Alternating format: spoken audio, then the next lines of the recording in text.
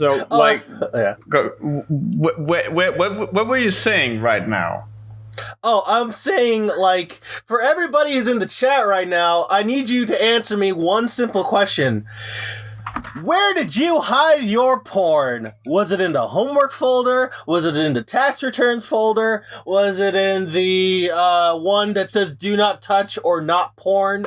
Because, like, I feel like not only artists have this issue where they, like, don't name their, like, projects anything meaningful, but, like, growing up, everyone's had to, like, have that one folder where you had things you don't want people to look in, so you either make it non-assuming, or because you haven't figured out how to, like, password protect your files yet. It's just, like, how do you name your files? Because the way I do it is very, very dumb, where I don't take anything seriously. I'm gonna pull up my PC right now. Like, my C drive, I've labeled it important. That's like my SSD. That's where my operating system is. But for my hard drive, I literally just called it everything else. But that got full. There's only like 8 gigabytes. Oh, Jesus Christ! There's only 8 gigabytes left. Anyway, there's 8 gigabytes on that folder left. So I got myself a 2 terabyte hard drive, and I just called it even more everything else. It is now also labeled as a Q drive too. So, like, do you guys, like, name your file drives, like, anything to hide it or do anything? Or is that just the thing I do? I think that, like, I can't... I've always been, like, rather upfront about my porn. I remember at one point I had downloaded some porn games because apparently, like, I found out that was a thing, and then it was like, I need to get in on some of this shit. And I shit, I had that shit on my fucking desktop. Like, just sitting right there. Like, I didn't care. But I remember, so when I was little wee baby, we didn't have any internet. Well, some of us did. We had, like, a big room where we had a computer, and that one had internet.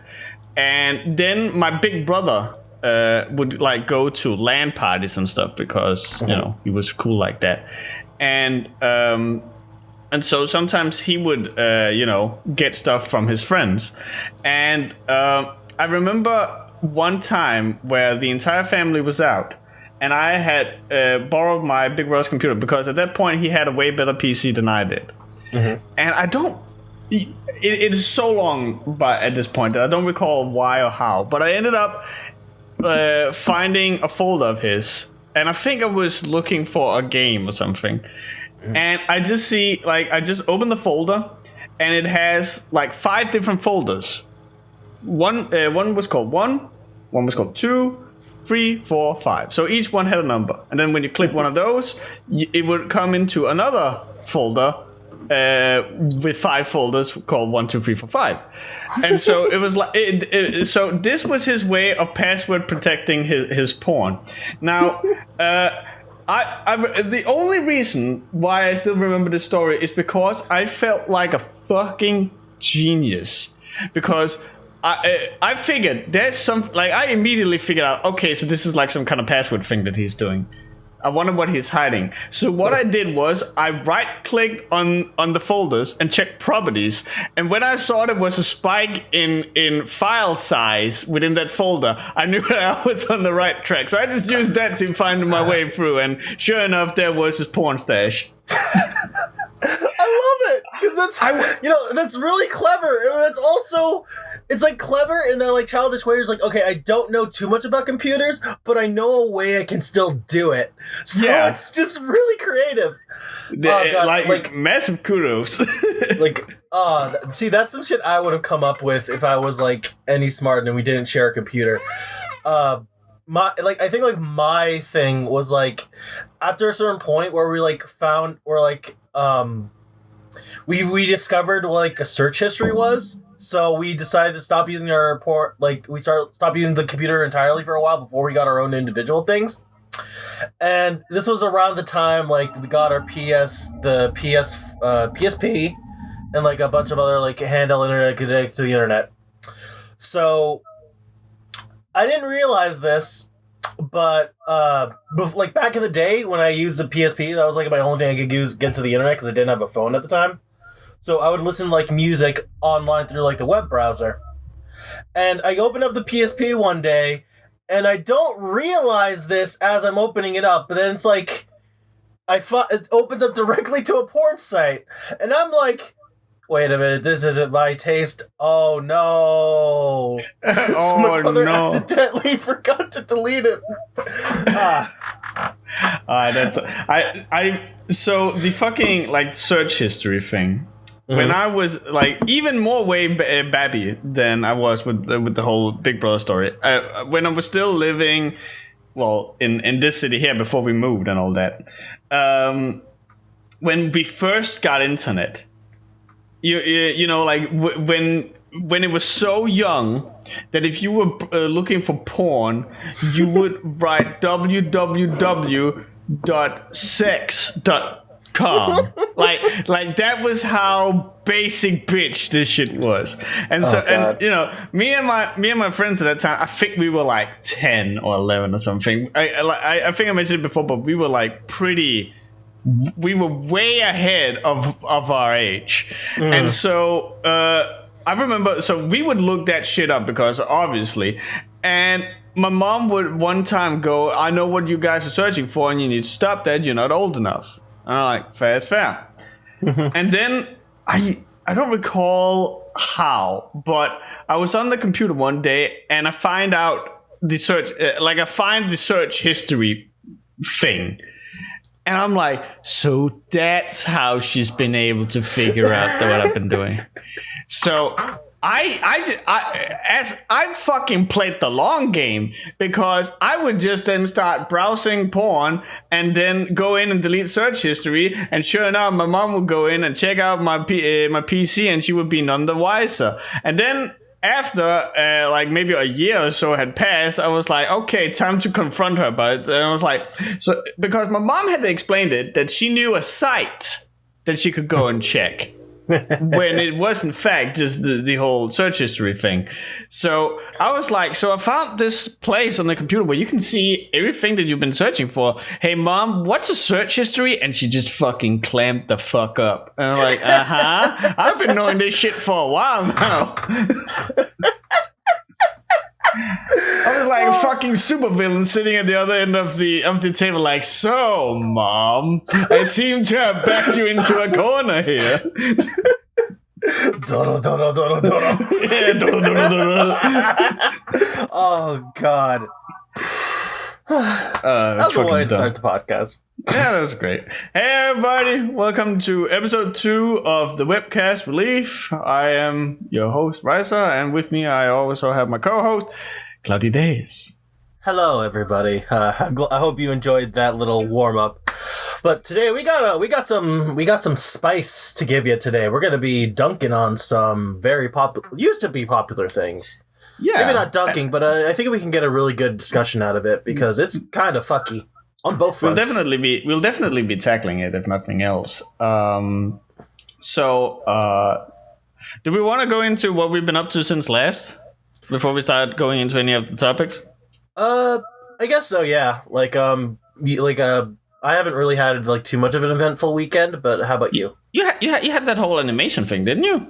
Well, yeah, I do. Well, okay. Well, I guess I can explain that. So, every year or so, there's like this collaboration in the MapleStory animation community, where a bunch of animators be like not like at the highest level, not like the highest popularity, like come together and they like kind of do what's basically a game jam, only like you animate a fight scene or like a little skit within like a 48-hour period, and you kind of have to finish this all up like by the end of the weekend, and then it all gets compiled into one long video where one animator fights the animator before him, and then it goes and it just follows that trend up until the end of the video. So it's like a long string of like fights. I know like Kyun's Dojo does this with like stick figures, and like another collaboration is like a Kirby Rush where like a bunch of Kirby animators like do the same concept. It's a concept as all the sprite animation itself. My OC versus your OC, and we're gonna fight each other. So I participated in this because I realized the last animation I did was this collab for last year, and I didn't do anything up until then. So I'm like, okay, like if I'm gonna still call myself an animator, I need to do at least one of these every year, so I keep my skills sharp. So I end up joining it for this year, and my partner actually tells me, "Hey, I know how these things go. We're gonna have our OCs hurt, but like I feel really." I don't want my OC, I don't want to see my OC get beat to a bloody pulp. So can you do something that's not a fight? And I'm like, okay. So like I'm gonna let you guys in on a secret. This is pretty fucking obvious. Like, this can apply to anything you do, be it webcomics or writing. If you are ever under a time constraint, for the love of God, prepare everything before you start. Oh God, because I spent all of Saturday like panic screaming, like disconnecting myself from the internet because I had to like remake all the maps because like when I started animating, I hated my maps. I threw that out. I didn't make any rigs, so I had to make those from scratch. I had to like actually storyboard how I was going to do this because before I started it, I had a clear picture in mind how I wanted this whole animation to go. But when I sat down in front of the fucking screen, fucking mind blank, and I'm like, fuck! So I spent all of like I animated for like the first 24 hours, and it wasn't even actually me animating. It was just me doing all my setup as rushed as possible, and then I spent the last 24 hours actually doing the real animation for the thing. And even then, I'm not super happy with it because like I got to a point where I'm like, okay, this tells everything I want to tell. I could definitely clean this up way more. But I have to turn this in within like 2 hours already. And I am tired. I literally slept only for 4 hours in the last 48-hour period. I'm just fucking done with this shit. So I turn it in. And people seem to like it. Yeah. And it's like, and I feel like it's like, I would have had a way more fun time if I had prepared anything. But I didn't because I'm a freaking idiot. But I honestly would do it all again. Because it's one of those things where I have the biggest problem starting actual projects.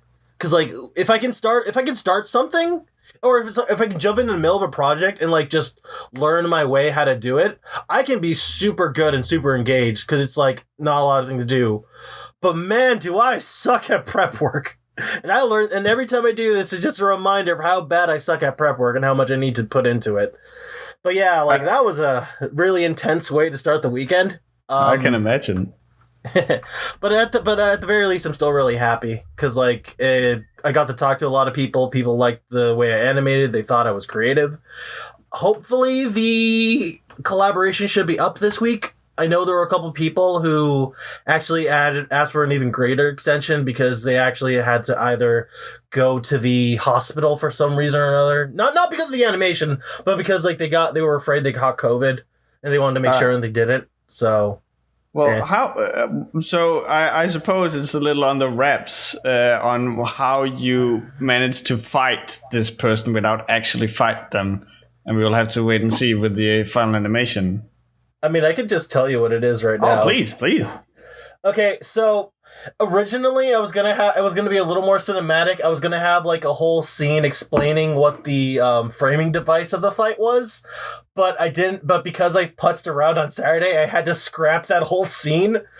So essentially, what's going on is like a chess match. Like, but not like a one that's not one that's entirely sensical. It's kind of like the one in No Game No Life, where all the chess pieces are like actual warriors and they're like bashing into each other. I feel it's very telling that you go with that and not Harry Potter. I think like that's where you and I are different. Oh yeah, wizard chess was a thing. Yeah, it was totally a thing. Okay, so like at least here's the thing. In Harry Potter, wizard chess was kind of had like at least in the movie, it was described with some sort of gravitas.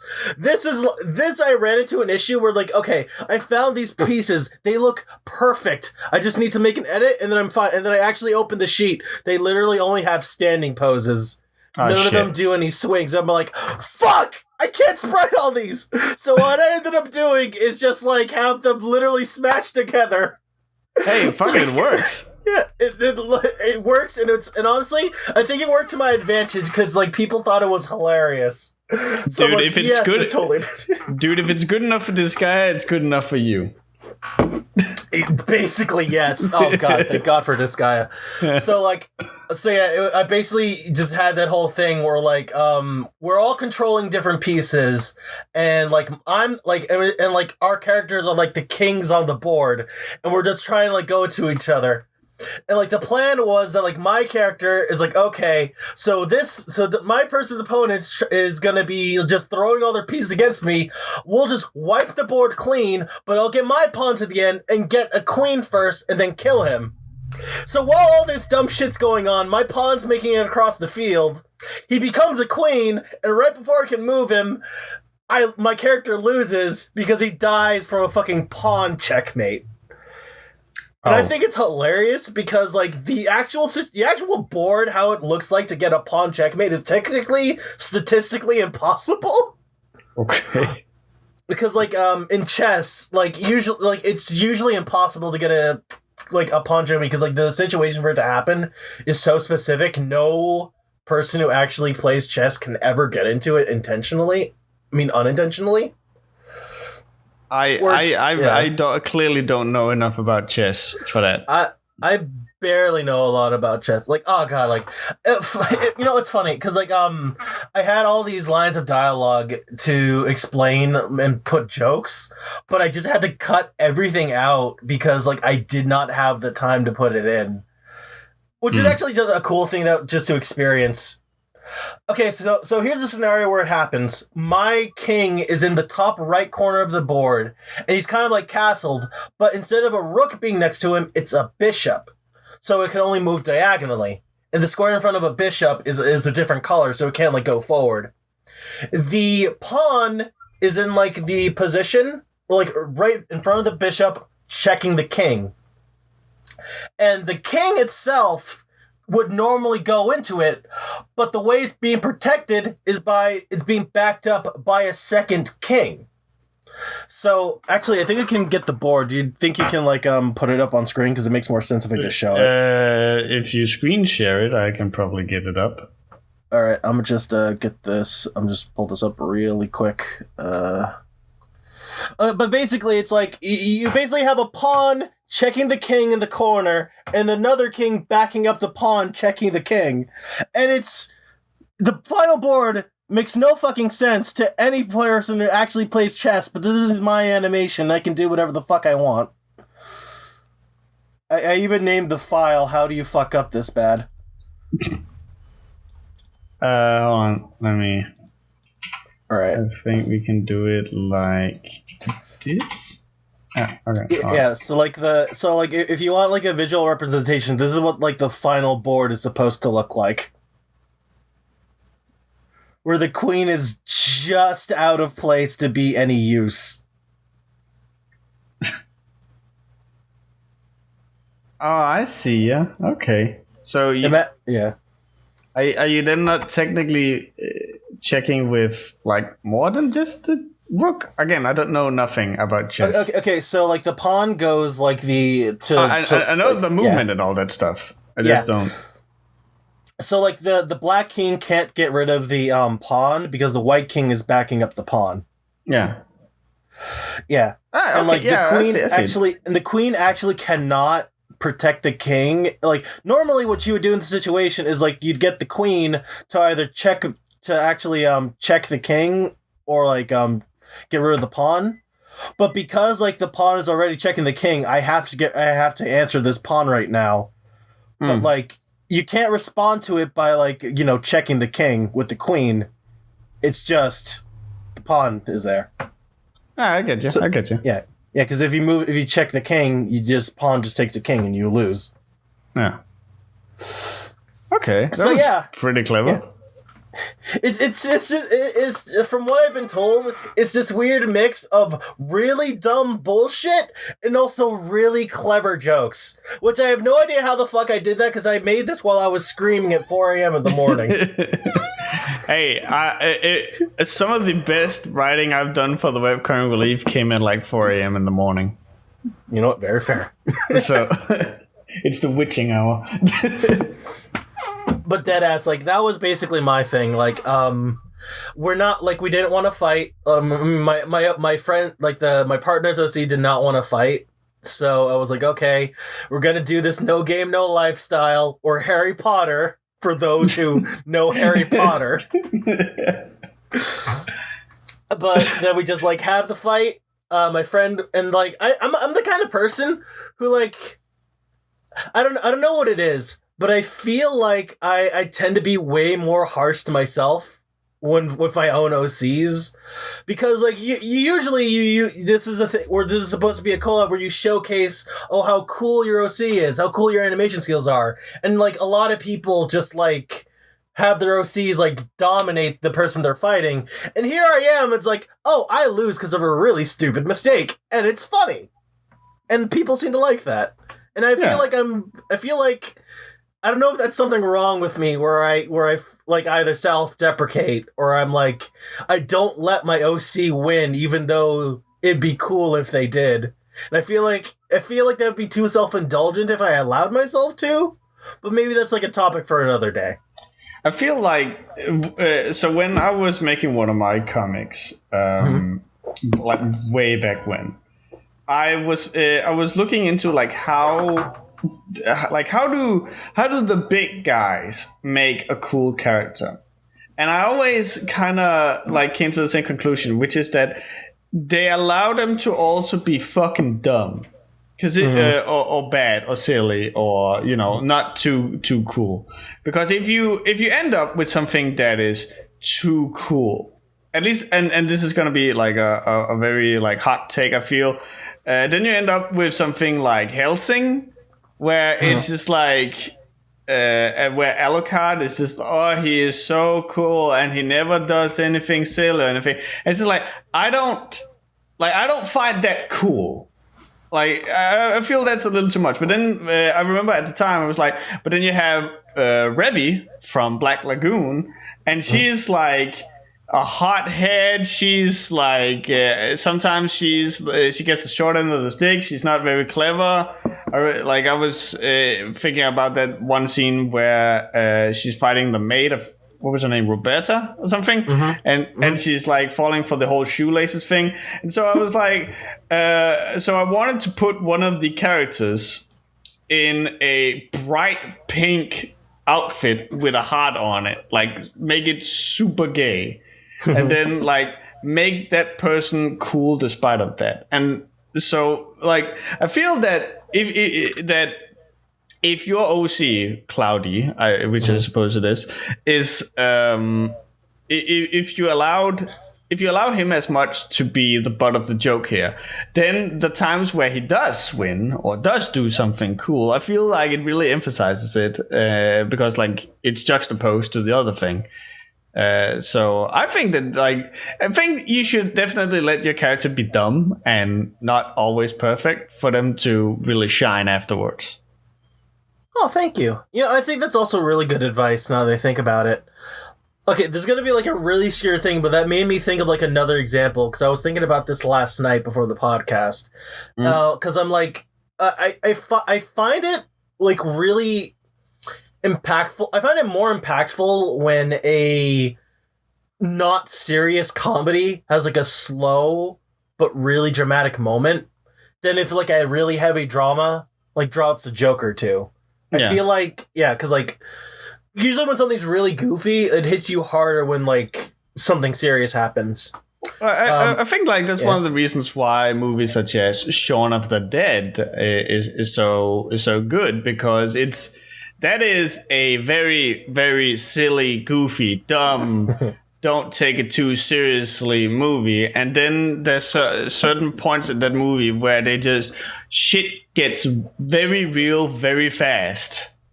And because you have been so used to laughing and joking, and this serious moment happens and they let it linger, it just fucking hits you. Oh, God. Oh, okay. No, like that's a really good example, actually. It's really, God, like when a comedy just hits you with that, like blindsides you, it's crazy good, and I love it. The example I was going to think of was like, it's pretty obscure, but it's going to give you a little context to why I got so excited during E3. So I'm going to talk about Advance Wars for a hot second. Oh yeah. And like, to give context to what this game is, it's like a Fire Emblem, but like none of the units have personality. It's just like characters and shit. You're just like throwing armies around, throwing at each other. All the personalities are like the commanding officers behind it. And the writing for Advance Wars is dumb.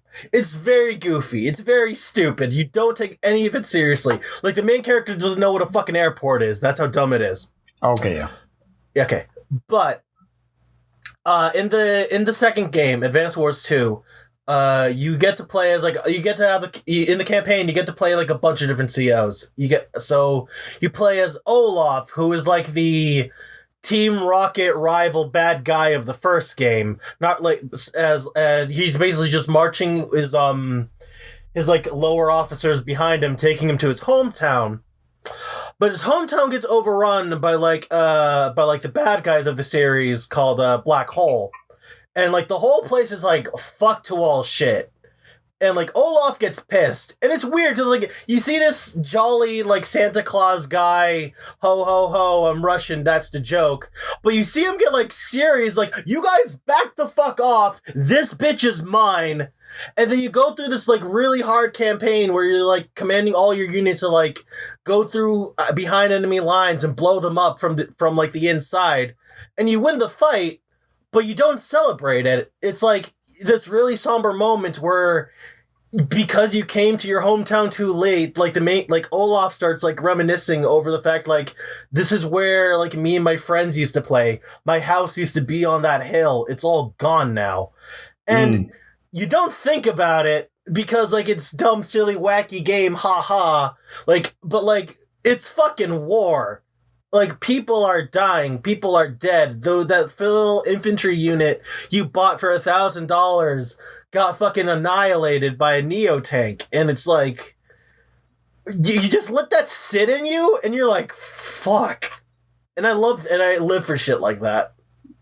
I remember, I actually think I brought it up in a Webcast Relief episode, but there is, so you obviously remember the sitcom Scrubs, right? Mm-hmm, mm-hmm. And that is, like, it doesn't get much more silly than that. Mm-hmm. But there is this one scene, and I keep bringing it up, and I think it's like one of the most watched scenes from the entire show, which is the one called How to Save a Life, where they have, so the entire premise of the episode is that they have three patients with a certain disease. And JD in the beginning of it is like, it said that one of three people with this disease dies. And so the entire episode is about how like which one of these three patients is gonna die. And so, spoiler for a very old show, all three of them end up dying.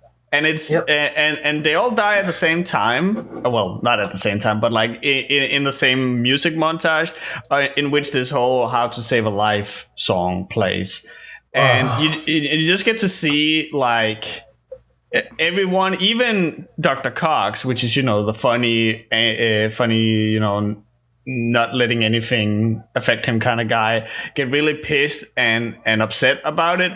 And I like, to this day, I can go and I can look at that scene and I can get like, that feeling in my throat, because like everything in that episode is so wacky, it's goofy, it's silly. And then this moment comes and it just fucking fists you in the ass. No, I know what you mean entirely. And God, That's what I'm talking about. Like, you don't need to be hyper serious all the time. You don't need to be super dramatic to get like a punch like that. Sometimes it's just, you can just have like a really funny, silly story and just be serious that one time, and it holds that much more weight. Yeah, obviously it needs to fit with like the theme of the story. Like in the go-to for me of late seems to be Silent Hill, but like in Silent Hill, obviously you can't joke around too much. I remember there is, I think it's in Silent Hill 3 where you can go and try and check out a toilet, because you do that in Silent Hill 2 where you dig your hand into like this very, very disgusting, dirty ass toilet to pick out a key.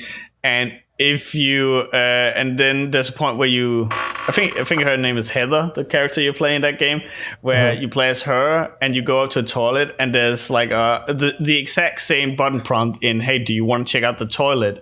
And if you click yes, she goes, nah, fuck that. and you can't do it. So like, like you can definitely get some humor in there, as long as it doesn't betray the tone, because like this is just like the character being the character, and it's not like haha, Pyramid Head fell on a banana peel and hit his butt. Although I will say, like, something like that could work if it's like framed differently. But I'm like, but no, like I definitely see what you mean. Like if it has to like fit. It can't just be like it has to be. It can't be specifically a banana peel, and it can't be Pyramid Head. It's got to be like. You have to have it like fit the situation, fit the theme, fit the character, fit something. It's got to make sense. Yeah, like you can definitely like you can take what's his name, Eddie from Silent Hill 2, because like he's kind of supposed to be the not the dumb character, but you know the character that you laugh at, for better or for worse, and that is actually like his entire thing, that people don't really take him seriously, and you can use that and make jokes about and use him as like the slapstick joke thing. So there's definitely room for it, but you have to be a little more careful with how you do it in settings like that, I feel. But yeah, no, definitely. So that's what you've been up to this week? Yeah, that's basically what I've been up to this week. Just like I guess you can call it crunch, but I don't really see it as crunch. It's because it's super self-imposed, but it's like but honestly, I genuinely had fun with it. Like aside from me like poorly preparing everything, had I prepared, I would have had a lot more fun with this, and it would have made a lot better product. But even for what I did, I'm really happy with what I did, with like the experience of it all. So like if you ever want to do this, like join like a writing jam, a comic jam, a game jam, something like that, and it's like it puts you in this weird perspective of like creating something on a short amount of time with everything you got, and like pushing your creativity and your skills to the max. It's great. Yeah, like it's the same thing I do with Adobe, where it's just like, okay, now it's crunch time, so to speak. Exactly.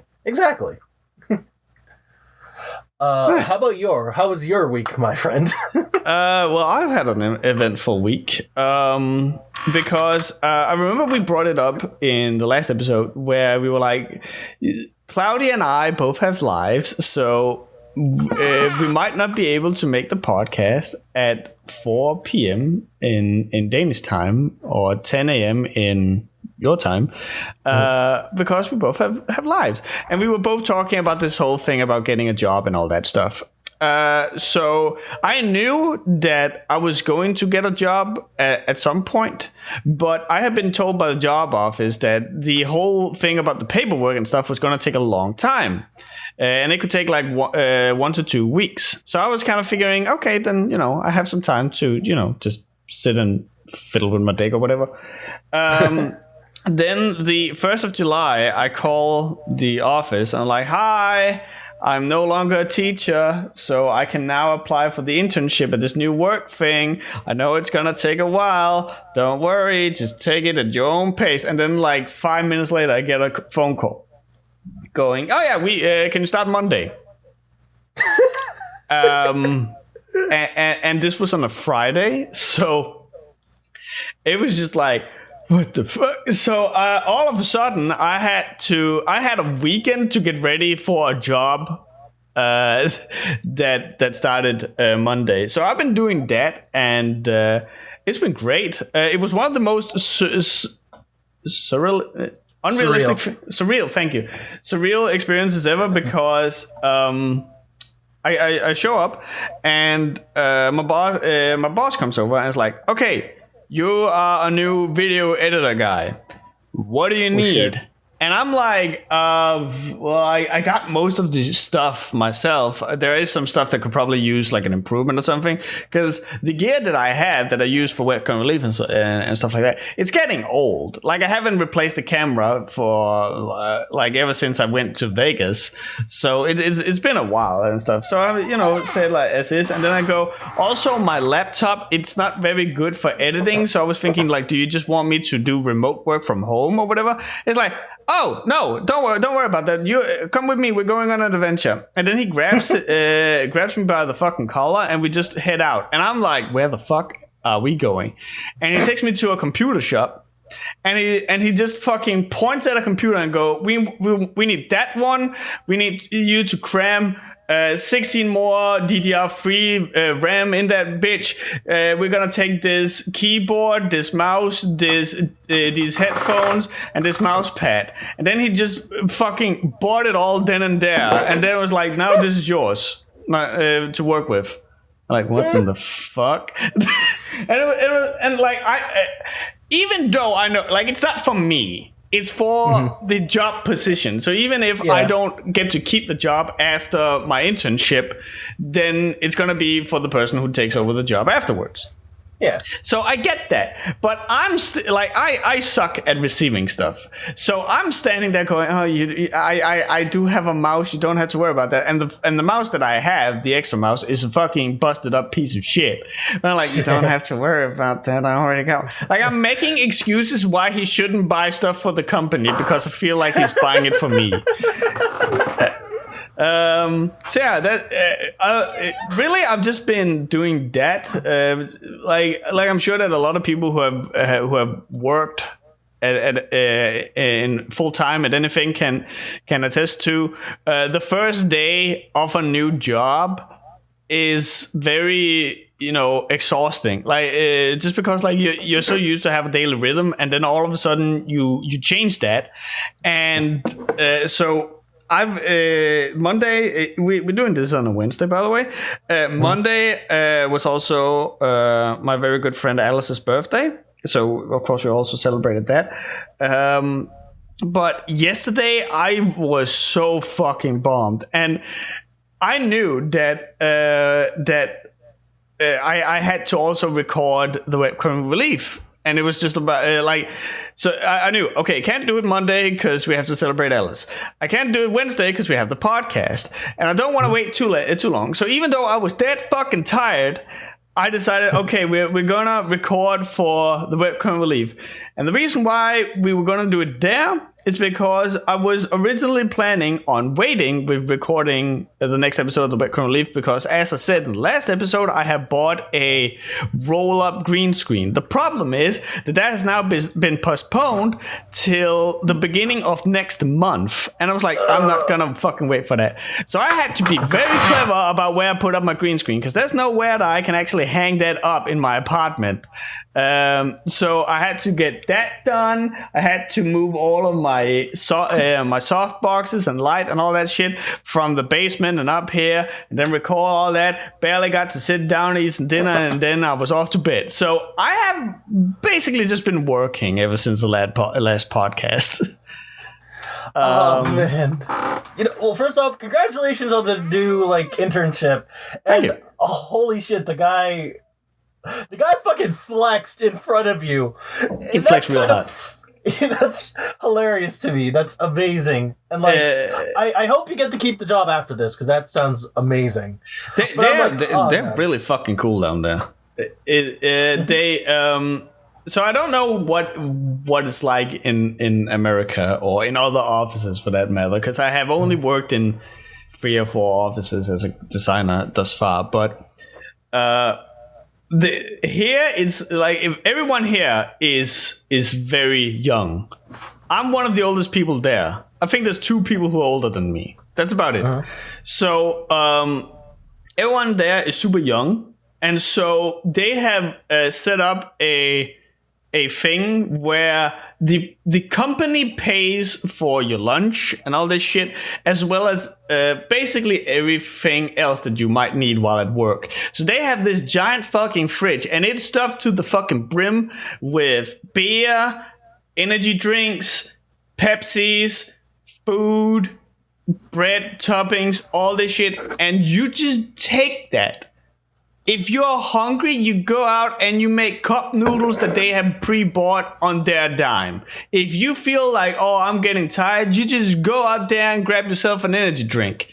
And then every week or so they go and check, oh, okay, we're lacking a little bit of this, and then they just go out and buy more. It's fucking surreal. You know, when you talk about healthcare and I get really existential, I'm feeling really existential right now.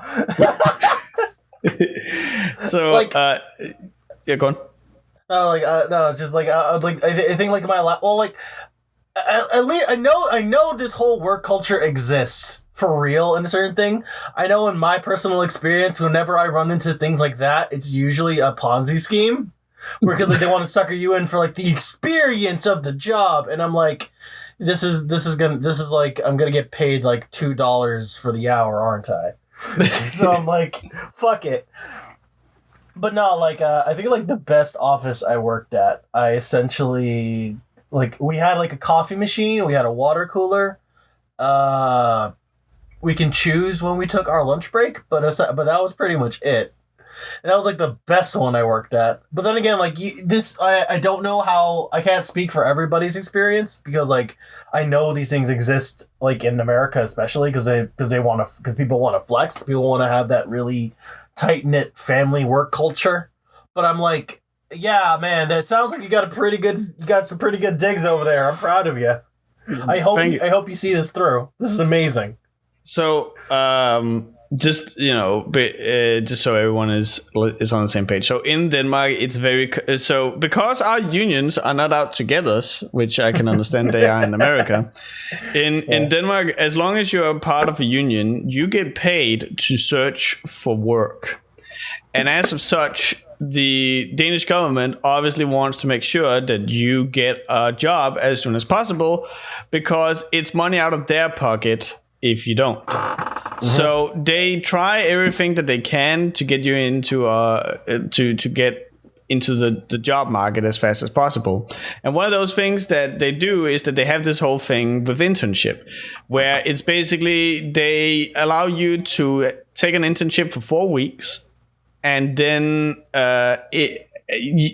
unless like the workplace then has like kind of a reputation in the database, and so the idea is that the more times that you have like an intern show up, and then you offer them a full-time position afterwards, the better your reputation gets. So and then obviously if you're just like a company that keeps using interns as like free workforce, then of course you get like a bad reputation. So the way that this was framed is that we're basically doing this internship where the Danish government is still paying those 4 weeks because this is a rather small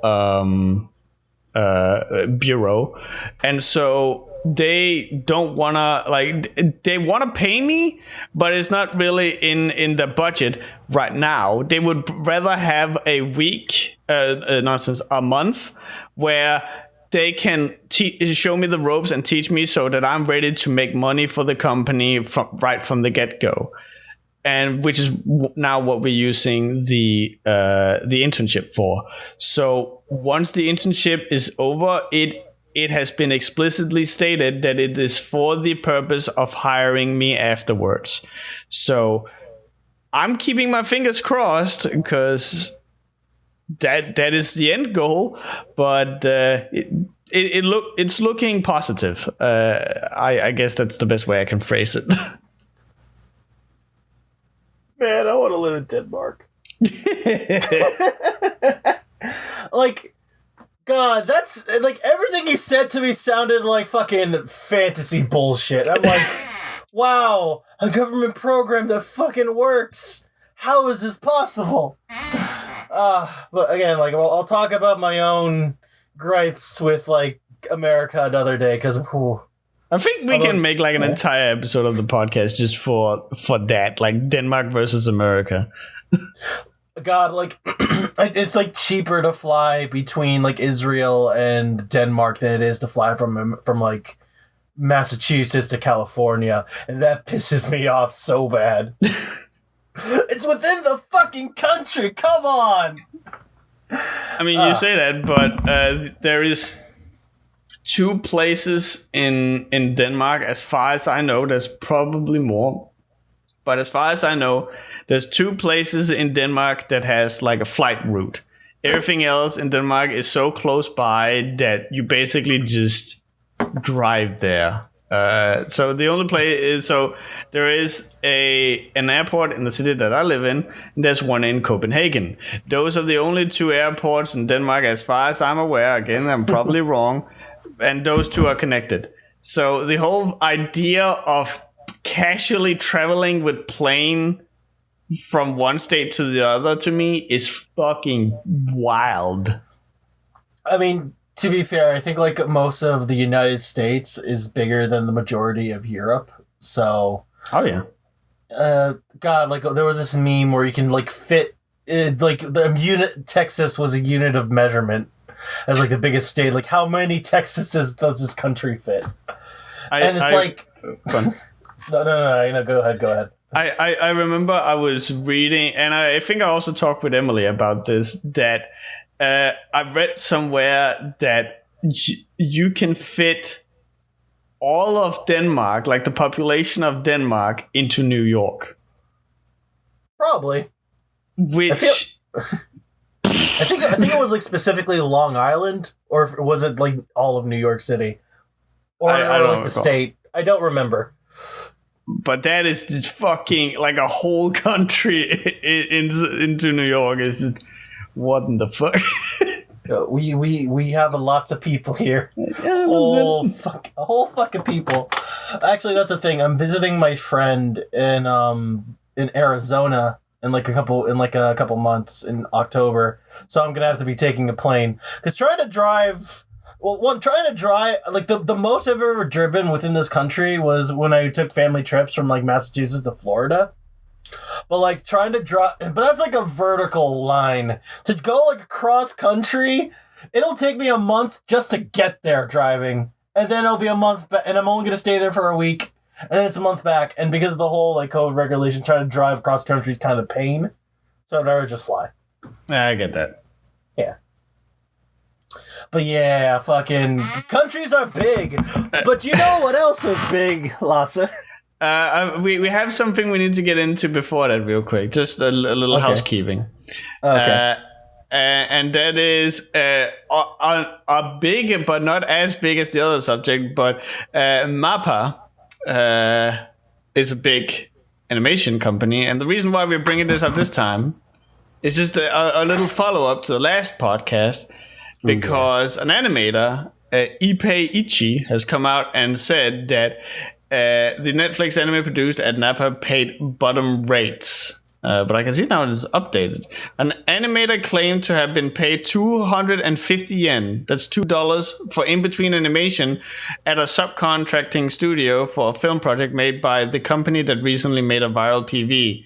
They commented that the work was extra demanding because it was for a film project that required a high degree of polish. So I wanted to bring this up because you are very, very much into the whole animation thing. I can understand that that this is very, very, very, very little. So it's very little, but it's also very common in the industry. So I'm gonna give my full disclosure right now, and I want to preface this because I know I have a lot of friends who really want to like make it big in their own industries. I have friends who want to break it into the publishing industry. I have friends who want to make it in the gaming industry.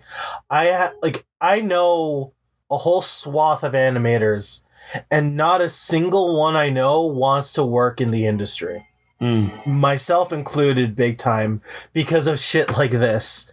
Like, it's just a there's this channel I watch all the time called Anime Dormitory, which it has this cutesy story type thing where everyone's like talking as like an anime girl, but it's basically goes into how fucked the industry is, like actually what it's like to actually work in there, to like subsist on like nothing and being paid nothing for really detailed shots and work. And it's mind-blowing how much like we're getting taken advantage of. From what I hear, because it said from the article, like he said he's blaming Netflix for pitching the amount more than you're mad at Mappa for accepting it. Yeah, let me just quote it real quick. To avoid misunderstanding, I have to say that my issue is with Netflix. For all the exorbitant amount of capital they have, it's a problem that they've started to place orders with such low rates. There is a possibility that the prices are even lower than a TV series. That's the thing, because animation takes so fucking much. For all you people who get really pissy about, oh, this anime CG, it looks bad. It is bullshit expensive to do this all 2D, and bullshit expensive to even add the 3D effects. And for all the effort and time it takes to make it, we're still getting paid so fucking little to do it. Like this is rampant in the industry, and it's really disgusting when like companies with all this it's right, have all this fucking capital to like make all these shows. You can pay better for these people. You can make sure these people like get a living wage, eat, to like draw your fucking show. And it fucking kills me. It fucking kills me with this, especially because like Yasuke, the writing is, I'm just gonna say it flat out because I'm close to finishing the series. I have to watch like the last 2 episodes, but I'm like, this writing is fucking trash. Oh yeah, it's like, not great. I am going to say I love the attention to detail and all the animation to all this, because like it looks fucking pretty. I will fight anybody who like trashes on an anime because it just looks pretty, as if that isn't like a mark of talent. Because it takes so fucking much to make something look good, and the people making these are not making shit. And then you have like the writers dropping the ball for everybody, but making all this good hard talent go to waste. Yeah. It is infuriating to see like a show that's badly written when it looks so goddamn good. But I have the mother of all segues. Speaking of writers dropping the ball when the animation is fucking great and is that's basically it. Let's talk about Homestuck. Oh, I've been waiting for this. I don't have a thing to show because it's a YouTube video, and I'm not gonna fucking show a YouTube video while we're doing this. But actually, Cloudy, you take the reins on this one. Okay, so set the scene. What has happened? So there is this video creator called Sarah Z, who made a fairly quote-unquote controversial Homestuck video. I wouldn't even say like it's necessarily maybe it was controversial, but like I'm gonna say controversial because of what happened afterwards. Okay, because it was like it was a very like informative one. It was more like a documentary about Homestuck than anything.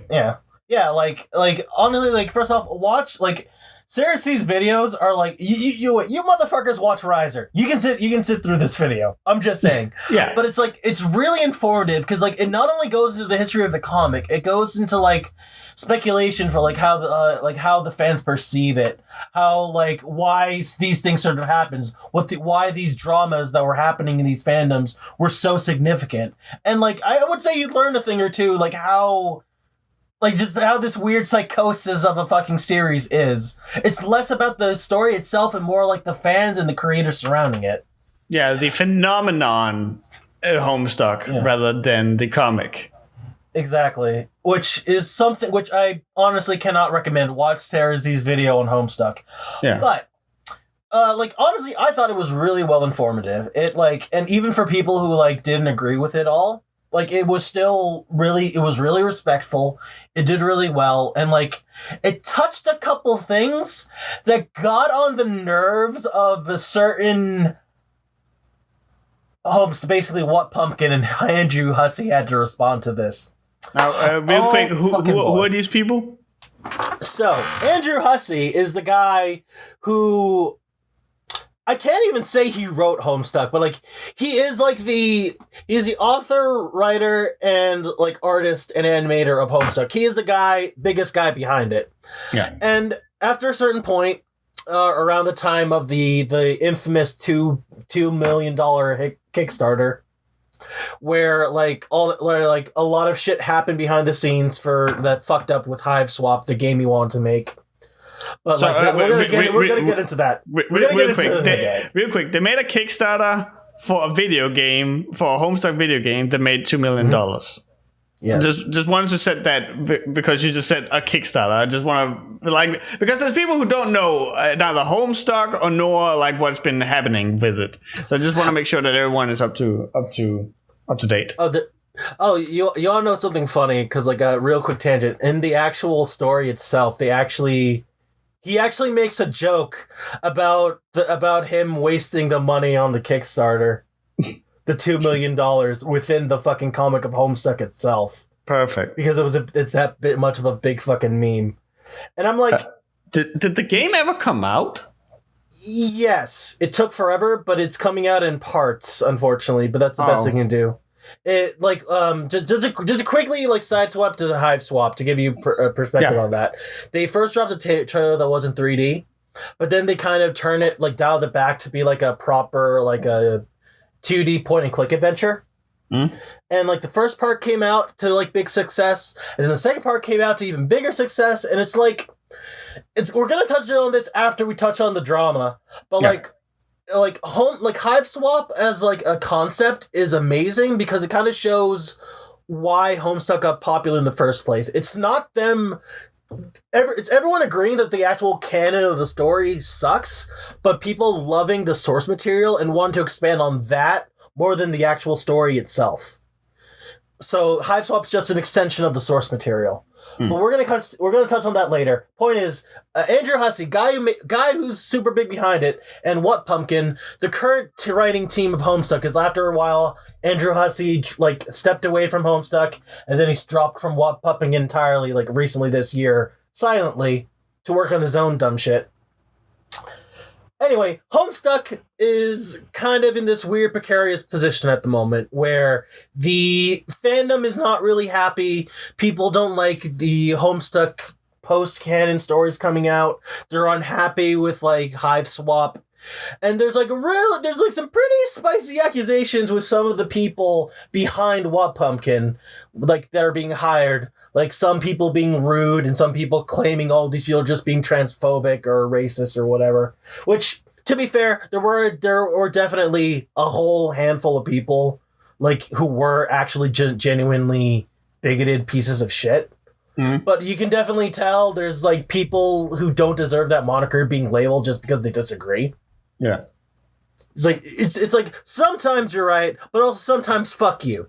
Anyway, the reason this got big is because What Pumpkin and Andrew Hussey did not watch the video of Sarah Z, and they sent her a legal threat saying that they fucking wanted them to change and re-upload the video because they found one of her sources to be not up to snuff, or this is a bad source, you could have gone to us. Which, first off, no, you can't, because people have tried reaching out to What Pumpkin in the past and they never said shit. So that was disingenuous. So they basically go to Sarah Z, and this whole it's not even a legal battle. It's just this whole scuttlebutt where Sarah is there are two people working on the videos. Sarah Z, the one talking, and Emily, the video creator. And Emily is like I believe they're trans. Yeah, and like from what I could understand from the video, then yeah. Yeah, which is hilarious because apparently What Pumpkin purposely misgenders and calls Emily cis. So I'm like, oof. You gotta do that. I also just want to add real quick. So the letter or mail that Sarah gets is very it's a very thinly veiled legal threat. Like they're threatening her with legal action. And I find it very funny that the point specifically that they're talking about, because I watched the original video after finding this out, so I was looking for this part. It is literally the only point in the entire video where Sarah C goes, "I can't say any of this as a fact. Please do your own research. This is just what I heard. We cannot trust this 100%. It is the only thing she distances herself from and says this is not confirmed. And that's the one where they go, no, you said this thing was, which is wrong. And it's that is fucking insane. It's it becomes less about what she said and more about where she got the information from. I'm forgetting off the top of my head because this was so fucking crazy. Was it someone who worked on it or something? Supposedly, okay. So the way they okay, I want to stress this enough because Sarah herself didn't even get this clear of an answer until she had to go through 1,000 pages of dialogue with Andrew Hussey himself. Who came out of hiding. Yeah. But essentially, the reason they were doing all these vague legal threats and trying to be really hush-hush about it is because supposedly, quote-unquote, there is a person who they hired a long time ago who was really unhappy with them, left the company, and started spreading lies about them, about how horrible they are. Which, even if that was true, you could have fucking opened with that, not have any legal threats, to be like, hey man, this source is a bit sussy. Would you mind talking with us for a little bit? You could have just avoided all of this shit, but you didn't. You had to try to fucking attack somebody legally. So it turned into this whole fucking thing, behind the scenes, where thank God for Sarah V's, producers or a YouTube, her network. Collection. Her network, thank you. Her network coming back to back her up on this, because that was fucking satisfying. Where, they apparently knew something about law and stuff. They had trained lawyers or something to look at this and go, no, you're good. Whereas you could definitely tell that the people who sent the email did not know anything about law or something. So they were just hoping that the idea of threatening her with legal action was going to be enough for her to drop the entire topic. Oh no, it's it's one of these things where Sarah Z makes a whole 1.5-hour video explaining what this whole legal threat is. And she even tells Andrew Hussey straight up and to the lady who sent her the legal threat, I'm going to be making a video about this, please tell me everything. And I doubt they even read that part, and they're going to send her another legal threat because of the way they've been fucking acting. But it's this whole maddening spiral of them trying to protect their image by trying to silence her. And it's all because they have this spat against this one other fuckerino who may or may not be the guy they're trying to target in the first place. It's insane. It's fucking wild. And yeah, we're going.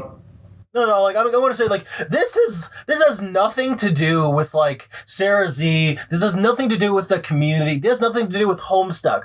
But it's the fact that the people behind it are so fucking protective of their ego. They're gonna be they're gonna go through every avenue except to talk to somebody directly about it, to try to make themselves look good. And they keep just digging this hole harder in the process. It is fucking nuts. I'm just gonna come around and say it. I don't recall where the fuck I left off when I initially reviewed Homestuck. I do not think I managed to finish. Is it chapter? What do we?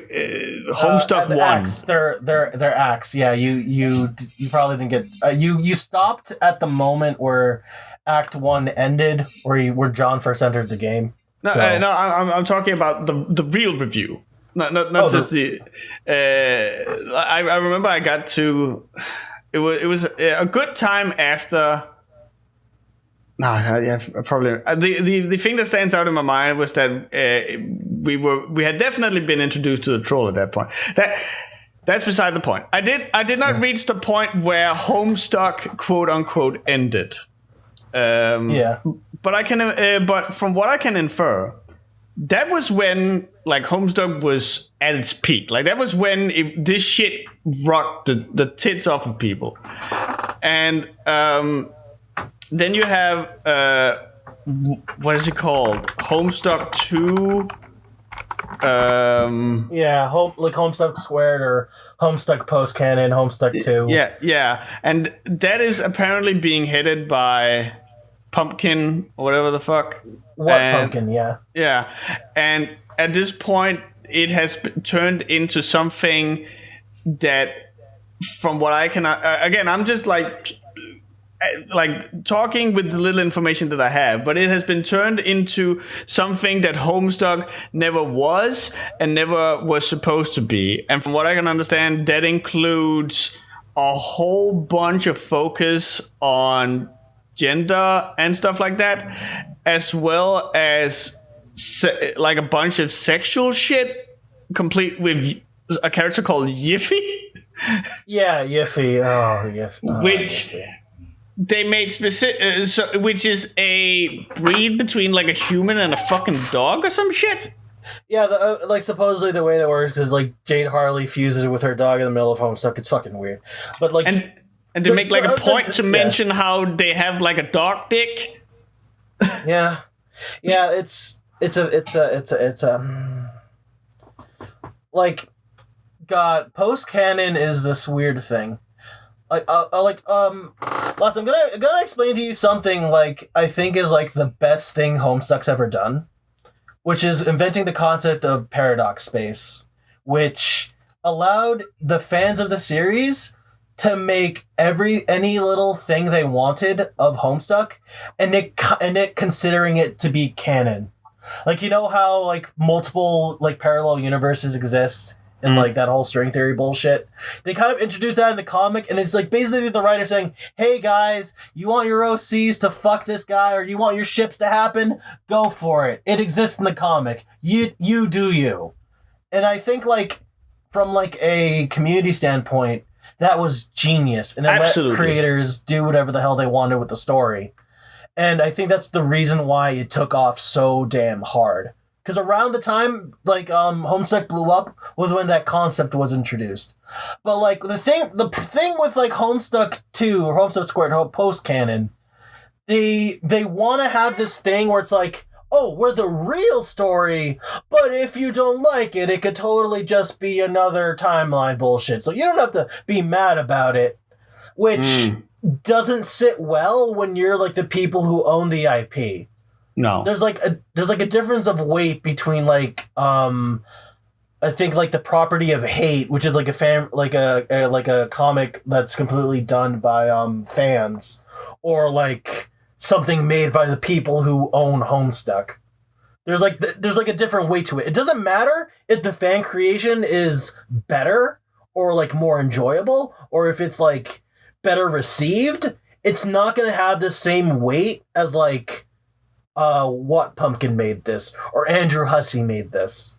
So even though it's post-canon, it's still canon. So it's like, this is the official story, and this is where it's going. Not a lot of people are going to like it. And I think like the biggest problem with the post-canon is like, I feel like if they just didn't fuck with the original cast, it wouldn't be as poorly received as it is now. It's like a Red from fucking oh god, what the hell is her channel? It's amazing. Productions, the Trope Talk, the person who does the Trope Talk, she talks about this in sequels, where if you have a story with like a decent happy ending or like put it on a nice bow, where the fuck do you go from there? And you start like changing shit with everybody, and it's like fucking you start like messing with everything in the prior canon, you start undoing things, you change things without warning for shocking value. It just makes everybody who fell in love with the series first get pretty pissed off at the end of it. Yeah. Like, I will not discount that there have been a lot of people who look at the story and and there were like a lot of like actual horrible like troll people. Like, there were probably people sending death threats, being bigots, calling people transphobic. I will say that shit is real. But, like, to claim everybody who has problems with the story and lumping them with those fuckers is kind of a bitch move in my book. It's incredibly dishonest, and it is an attempt to invalidate points that might actually be serious just because you don't agree with them. Exactly.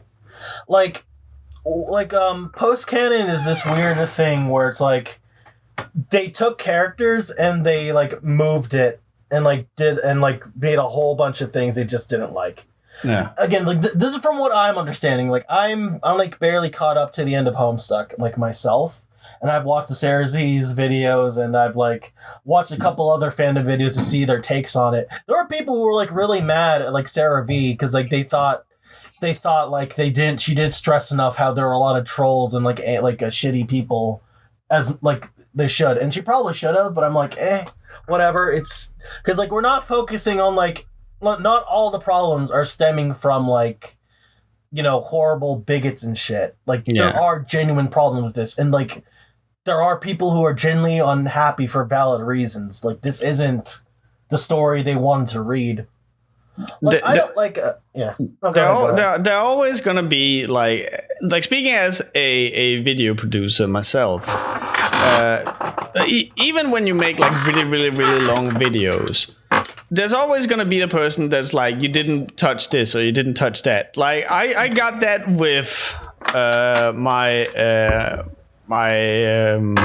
Christine Weston Chandler video, where it was like, you didn't cover this or you didn't cover that, and I was like, no, but the video is 2.5 hours long. Like I have to stop somewhere, and like the video about Homestuck was, I don't even think it was only an hour and a half. I think it's actually like legit 2 hours or something. Yeah, the 1.5 hour was like the legal battle video. Yeah. And so it's like, that is a 2 hour long video. You cannot fault her for wanting to move along instead of just like spending a long time on a thing she has covered, albeit maybe not as much as she should, but at the same time, it's like there's a lot of ground to cover, and the video is already fucking long, so we might as well, you know, get to the finish line. And literally, like, she got a legal threat because she said one thing. They didn't even watch the fucking video. Hutzy sent her like a 5,000 word novella before actually watching the video, stating his bullshit.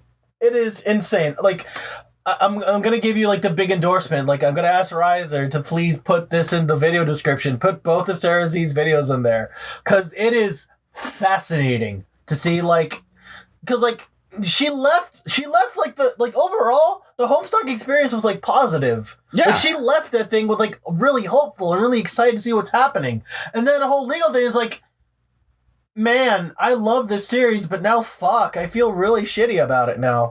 I mean, to be fair, she does leave it as a, dude, Homestuck was the fucking shit, but it has kind of been turned pretty, like, not great now. Like, she's being fair. She's not saying that it's shit, but it's just like, it's not really what I liked about Homestuck. Like, that's where she ends it with. So it is this whole thing about like praising Homestuck, but where we are now is not the greatest time. But that is like the mildest criticism I have ever heard. And like, the criticism that they're talking about, the reason you got a legal threat was just because of some weird personal scuttlebutt that nobody knew about. Yeah. Which is also pretty fucking sussy, because there was a Kickstarter update that they withheld that Andrew Hussie just blatantly dropped in the middle of his novella while talking to this woman, where it's like, oh yeah, we had this Kickstarter update ready to go. We just had to change a few words. You just had to reach out for us. Well, the legal threats explicitly states we had to pay a lot of money in damages to make a fucking change and announcement and blah, blah, blah. So, like, Andrew Hussie himself basically not only he fucking exposed his own fucking crew. Well, technically, they're not even his crew anymore because he left. But the crew. It's just the crew. Because he was trying to, like, do his long, opinionated bullshit. And I'm like, holy shit, is this the real life? Or is this just fantasy? This is literally reading like it's a fucking conversation from Rose from Homestuck with how verbose it is. It is amazing. Like, she became part of Homestuck lore through this video. Yeah. It's absolutely wild. And it's interesting that, like, it's always funny when a comic that has been covered on the Webcast Relief, like, when stuff like this happens. It's like, oh, we in the real shit now, boys. This isn't just webcomics anymore. This is real fucking comic, boys. Like, they've been printed by Viz Media already, so, like, technically, I guess you could call it a real comic because it's been published, but, like, fuck, it is crazy. I hate I legit hate the term real comics. It's just the best way to sometimes describe it to people, because, like, sometimes I feel that I hate it too, believe me. Because, like, sometimes webcomics are, like, more comic than the fucking, like, printed ones. It's fucking dumb. I know. And, like, the people who make webcomics, like, you put in so much fucking effort on your time and you get looked down upon by these fucking assholes in the publishing industry. Okay, I'm sorry. I'm venting my own frustrations because I feel that's definitely a topic for a different video, because but like this is basically what I want to say. It's like you have, like, people in these, like, really upstanding positions where, like, imagine, like, your favorite, like, what small creator, like, making their shit, making it awesome. You have these people with all this money, all this, like, all these connections, this structured thing and environment. They're friends with publishers. They can get their shit out there at the snap of a finger, and they're acting like this dumb shit is happening. Yeah. You're wasting your time bullying some person on the internet who likes your shit anyway, when you could just be making a good story, and you're not making a good story. No, Dark Cock, let's go. Dark Cock, let's go. God, it's everything about, like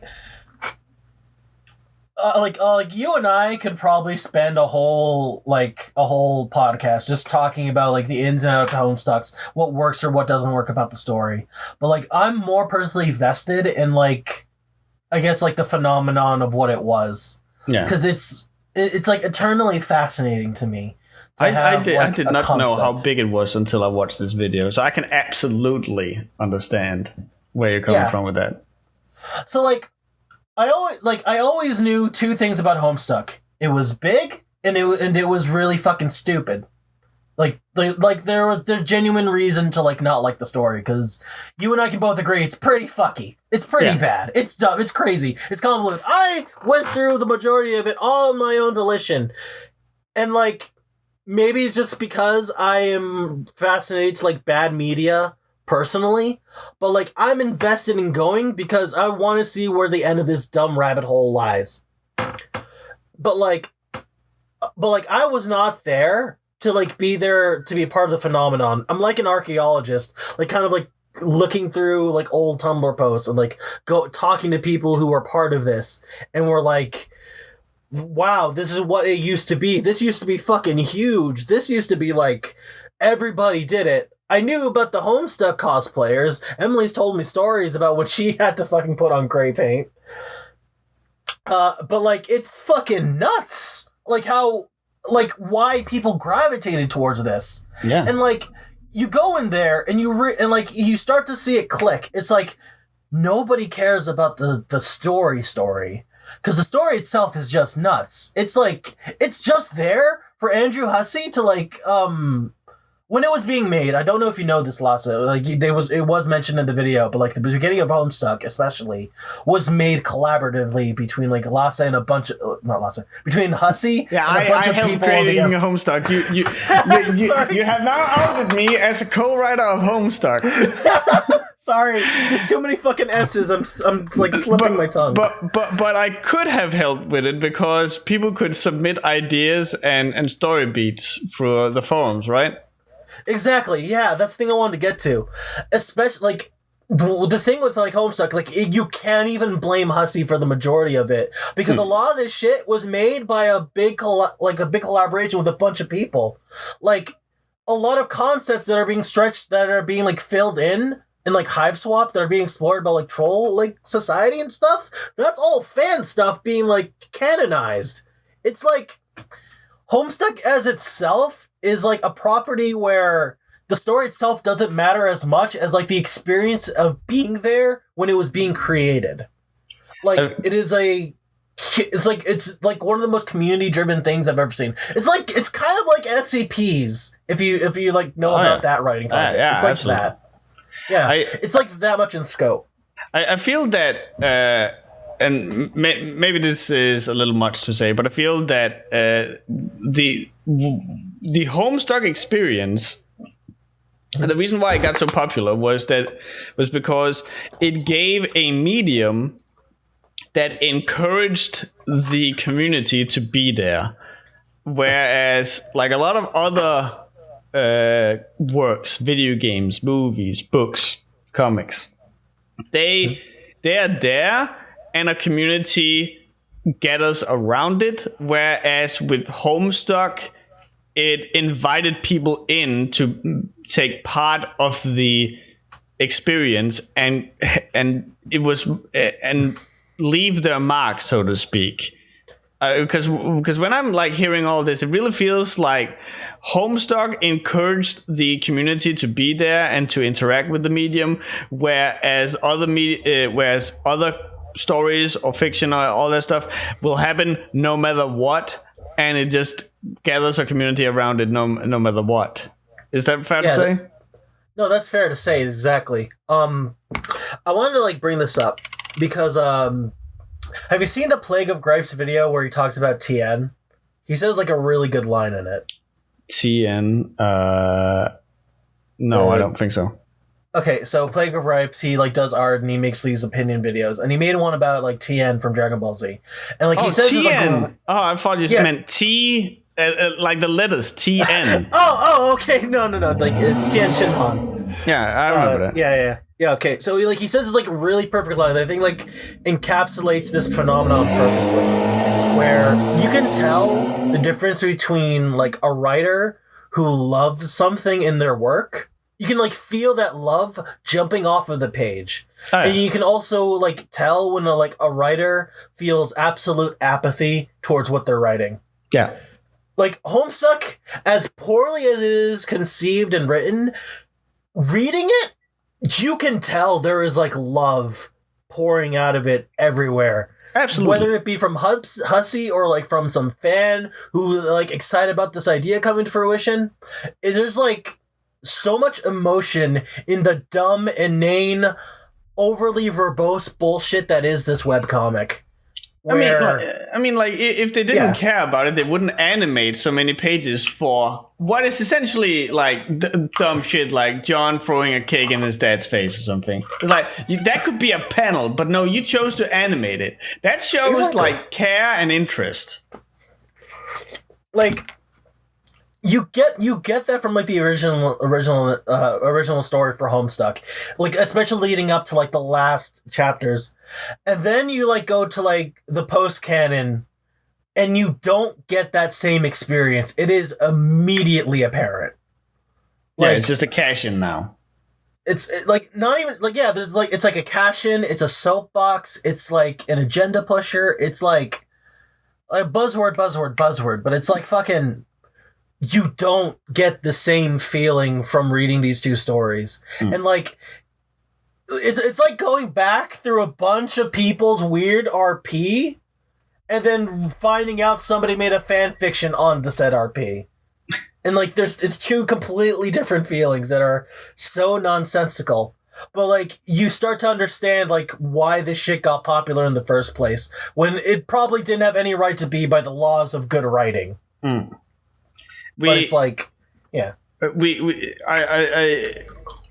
talked about this before the podcast began, about this whole thing about, like, how a community gathers around something that is poorly written.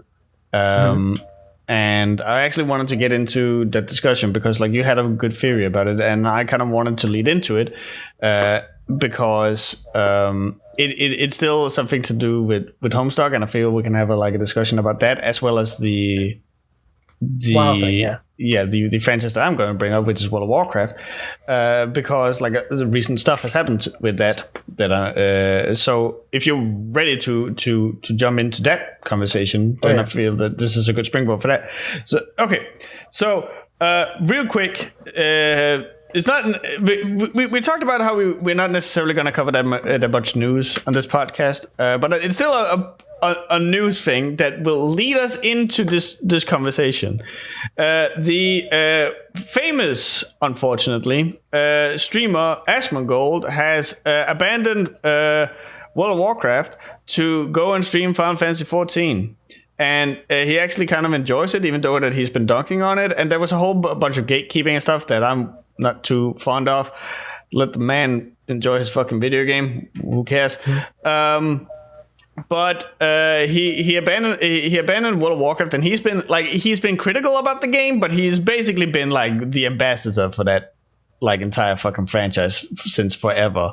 And even fucking one of the creative directors of the company started fucking throwing shit at Asmon's in Asmon's direction after he abandoned ship. Which is not good. And so recently, actually, as I saw it today, I don't know when it was published, but a new patch came out for World of Warcraft where they end the latest expansion, Shadowlands, and everyone hates it. It is vastly more disliked than liked, and it is so bad that, like, I started reading comments and I could not find a single person who liked this. And it's gotten so bad that the video has been unlisted. And this is on World of Warcraft's official 1.9 million subscriber YouTube channel. So this really gives, like, an idea of how even the most rampant World of Warcraft fans are now abandoning this because they're getting sick and tired of the terrible writing that Warcraft has. And so you have Homestuck as your, I'm almost going to say measuring stick for, like, how people gravitate towards something with bad writing, but the community ultimately loves. And I have Warcraft or Blizzard in general as my measuring stick. So you had a theory about, like, why people gravitate towards these poorly written media.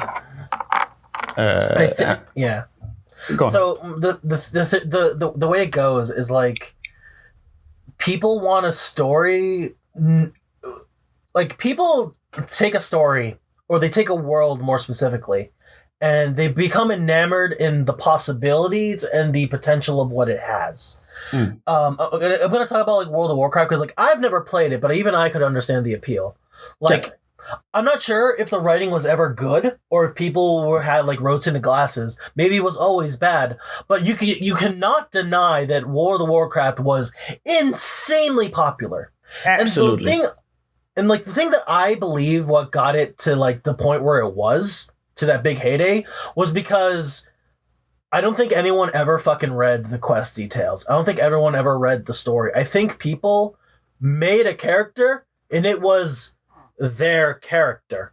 It was like they were in the world, but it was them in the world. They allowed themselves to go in and make the character and craft their own stories, make their guilds, make, like, maybe they made art, maybe they made maybe they made friends they played for life. There's, like, this experience that Warcraft gave them that they could take away and make something with it. And like Homestuck had its own situation where when I was talking about, it introduced the concept of paradox space. Yeah, there were already people who were like making their own troll OCs. They were making their own human kid OCs. They were making like, oh, my character is like this certain class spec. They were like, even during the creation of Homestuck, where you had people giving suggestions to Andrew Hussey for like the names of kids and the ideas and concepts that are going to be shown in it, like people got something out of Homestuck that they could take and make with it and run with it. And the moment Paradox Space came out, like that shit just exploded. Everybody suddenly had like an avenue to create their own stories within this world. I think when you have like stories where, if you look at it critically, the main official story pushed in the canon itself is awful or bad or like anything terrible, but the reason that people keep coming to it is because they don't give a shit about the story at all. They love the framework that it's held within, like the source material of it all. There's actually this person on like Twitter that made like encapsulated my point perfectly, and like I'm just gonna pull it up real quick. But it's basically talking about the difference between like canon and source material. And I think that's kind of the idea where if the canon still fucking sucks, you can totally still be in love with like the source material that it has. Because then you can make your own story. The story can be as good as you fucking want because, hey, all these changes to the story is like, oh, you don't like this fucking element? Yeet, it's gone. It never existed. And now I just put in something that makes it work, and it works. And then you love it. And then everybody's doing this, and like some people have a more popular interpretation, other people don't. It's avenues like this where it's like MMOs or like webcomics that have this unprecedented level of appeal that you just can't get from like even video games and shit. Or like standalone video games, or like written novels or published books. It's this interactivity that you get, that you can only get from like this culture online, where people take the story, come together, and make changes, but they're making changes together in their own fucking way. Yeah. Yeah. Like, I think if you have a good enough story, good enough appeal, you can get away with a bad story and being wildly successful with it. And that's basically what I was talking about. Yeah, I mean, if Homestuck and World of Warcraft are anything to go by, that's definitely true. There was a YouTuber called, I think his name is Jesse Cox. He used to again be like a huge ambassador for World of Warcraft, and has now gone towards Final Fantasy 14 in the same way that I have, because people who know me know that I used to be big into World of Warcraft. I played a fuck ton of that in my youth, and I'm now playing Final Fantasy 14, and I'm loving that. And I keep comparing it to like going from an abusive relationship to finding a lover that actually loves you now. And the whole thing that you say about like how it's definitely the community, I think is absolutely like dead on the money, because Jesse Cox in the video that he made, he described how World of Warcraft is an MMO RPG, and then you have Final Fantasy that is an RPG MMO. The big difference is that World of Warcraft put in a lot of effort to make it so that everyone had stuff to do that was focused around many people coming together to do something. And then the whole RPG thing was very much the like an afterthought, basically. And that is why, like, if you go back, no one can fucking tell you what the plot for World of Warcraft Vanilla was. But the problem has then become that since then they have started pushing the plot more and more in the forefront, and it's like before, like when you would have expansions in World of Warcraft, you would typically have like a whole new area, new classes, new abilities, new races, and then also a continuation of the story or whatever. And it would always be like big changes in the gameplay, and all these things that it added. So true to what Jesse Cox said, for World of Warcraft, it was a lot more about the gameplay and encouraging people to do stuff together, and the gameplay and what they added through the expansions complemented that. But the problem then became that if you look at the latest expansions, they're adding basically nothing to the whole gameplay thing, and are now instead pushing the story, which everyone with half a brain knows is goddamn trash. And that brings me into what you were saying before, where you can have people who ultimately care about the playground that has been put up for them, and they make like their own games and stories on this playground, and then the playground can be as you want. And I know that because I used to play on a role-playing server when I played World of Warcraft, and I would participate in role playing with all these other people, and there was and I think like that was where like the majority of my dislike for World of Warcraft came, because I didn't fucking care about the story at all. That's a poor phrase. I did care about it. I did not like it. So when it came to like when you, for example, like I played a Draenei, and so when you had to role play a Draenei, for example, the story was so bad that when people were asking you how old is your character, you could, like, if you gave an answer, you would have everyone disagree with, no, you can't be that old because such and such and this and that, and but it was never fucking clear. But people were still like gathering around, and people were still gravitating towards jumping on. Like I was not fucking playing the fucking game. I could not care less about raiding and stuff. I came on to role play with my friends and talking with that community, just like how people came to Homestuck to be a part of that community and make up these own stories and sharing ideas and concepts and making this narrative because there was so little in the base game that who gives a fuck? I'm just gonna make my own. But I somehow feel that with Homestuck, it was I'm talking completely out of my ass here. I'm just like assuming stuff.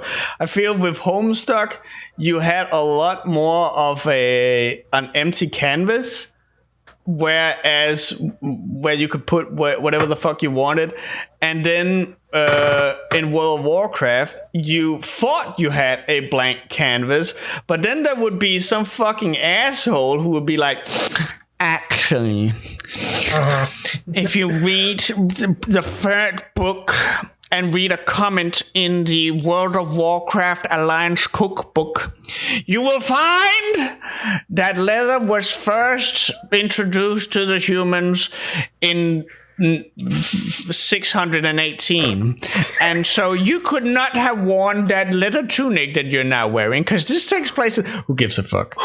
You motherfucker. Like, that's the, see, you said it with such impunity, I actually believed you. Like, that could be a real fucking thing. That could be a real like, yeah. So the chat is bringing it up.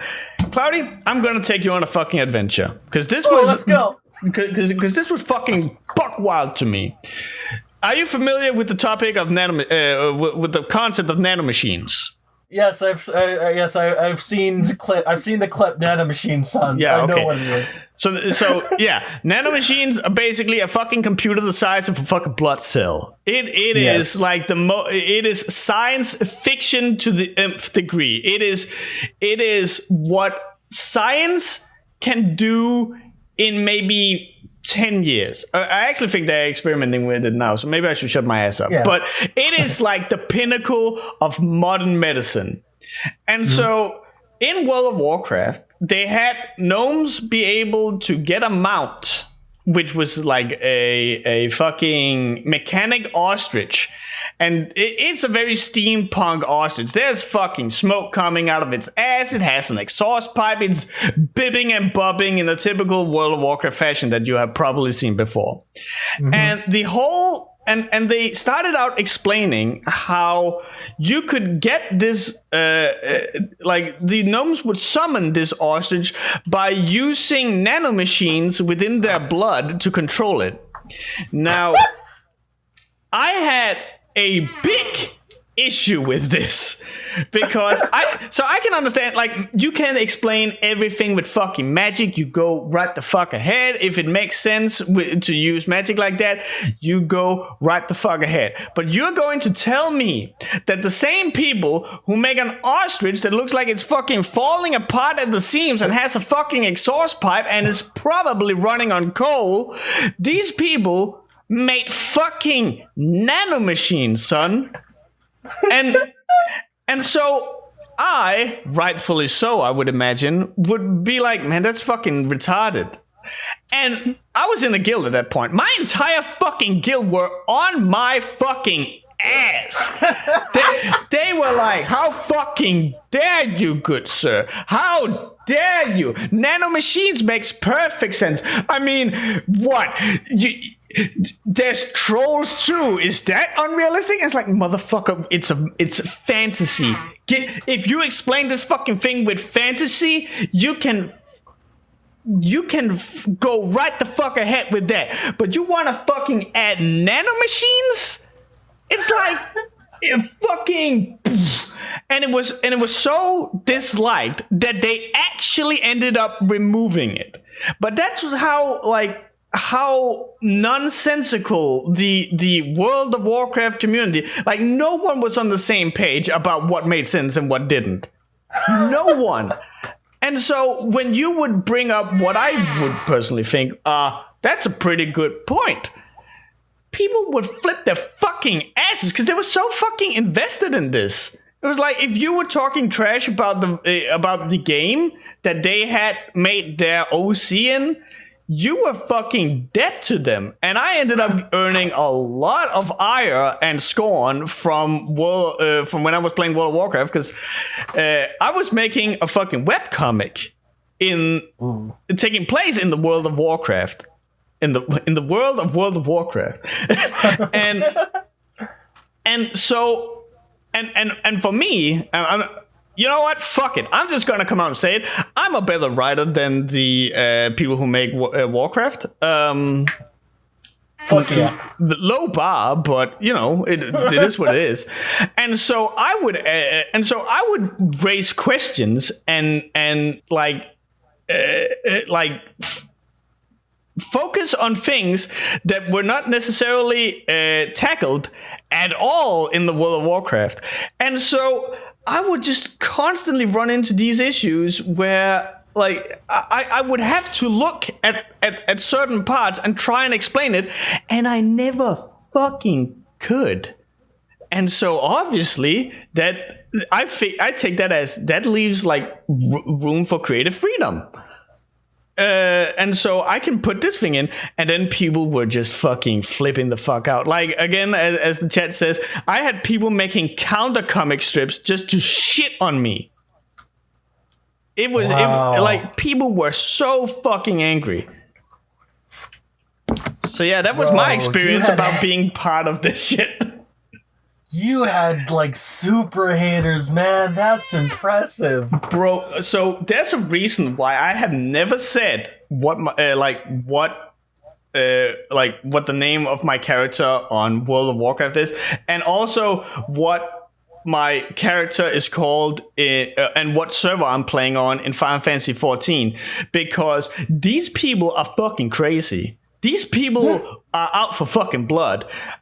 When they found out that I had a fucking webcomic review show and I had made the webcomic that was donking, or not, it wasn't even it was a comic in fucking the World of Warcraft. If anything, it's a fucking salute to the game, which is weird when you know me now. Yeah. And they would still fucking flip their fucking shit at me. They would comment on my video. You can go back and watch my season 1 videos. You can still probably find some people in there just ripping and tearing into me because, oh my god, you talk all this shit, but what about your piece of shit comic that was taking place in the fucking Warcraft? Oh my god. It was fucking nuts, bro. You pull up it's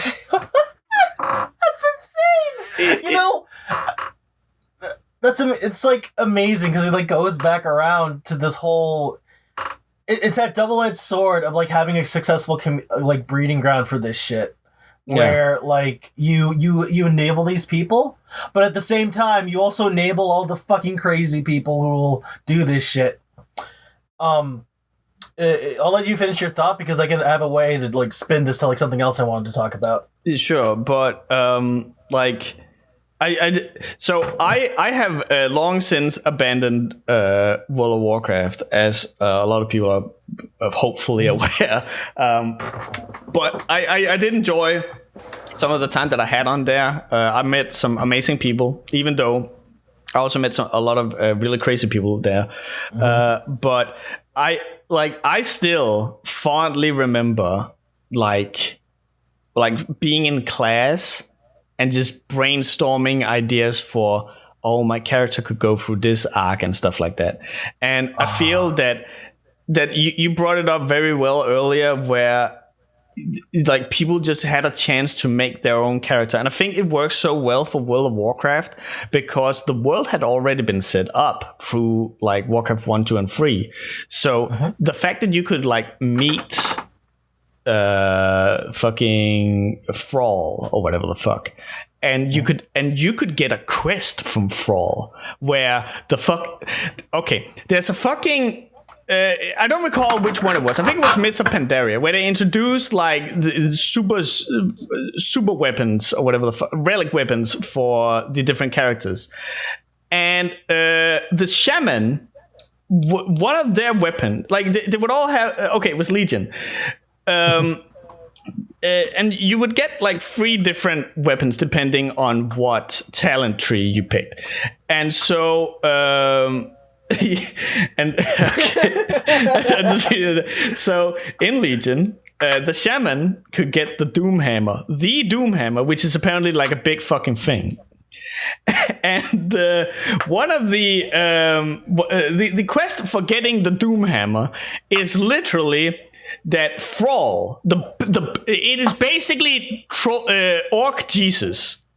Orc Jesus has the Doomhammer, the big fucking like the big important relic weapon. And so to put it into perspective, I played as a monk. One of my quests for getting one of my weapons was, hey, there's a djinn that is basically trying to create a magical nuclear weapon. You have to go and stop this dude. And so you go and you stop that dude, and it turns out that the weapon is a fist weapon, and that's how you get it. Like, that's pretty cool, right? The shaman, to get the Doomhammer, is you go and talk to Thrall, and Thrall says, all right, this is a little awkward, but I may or may not have misplaced my Doomhammer. I can't find it. Can you please go find it? That is how you fucking get the Doomhammer. But yeah, that was a very quick aside. So, but yeah, the game really encouraged you to, like, it put you in places you had seen in the game before. Okay, I can tell I'm gonna get a correction now, but so I'm really gonna get this out real quick, and then I'll take that correction. But like it would put you in places that you had seen before. You would go to a place called Stratholme, which is where the character Arthas, he would find out that he couldn't beat the undead army, so he had to go and find a different power to make him stronger. And you will go to Stratholme and you will see how everything is fucking, like, it is fucked up there. And it was really cool that it then took you and you put you in a place that you were familiar with, and you could then in your own head kind of make this lore where you would fit into this big mythos that the Warcraft games had put. And that is what really worked for Warcraft. But it stopped there. Ever since that, the every expansion has just been one big middle finger to the role-playing community, which were the people who celebrated this the most. These were the people who would go out and say, I am the I am the descendant of this lore important character, or whatever, which was frowned upon. But like people would like those were the people who were really like into this, and every expansion was just like a bigger middle finger. There was less places for you to just idle around and sit and have a fucking picnic or whatever the fuck. And now you look at fucking Final Fantasy 14. And it is night and fucking day, my guy. It is like everything is just like catered to you. Hey, do you want more emotes so you can better roleplay your character? Hey, we put in new sitting emotes. Hey, we put in new easy to do, much easier to do glamour than ever before. We make it so that you can pop up the visor on your helmet. To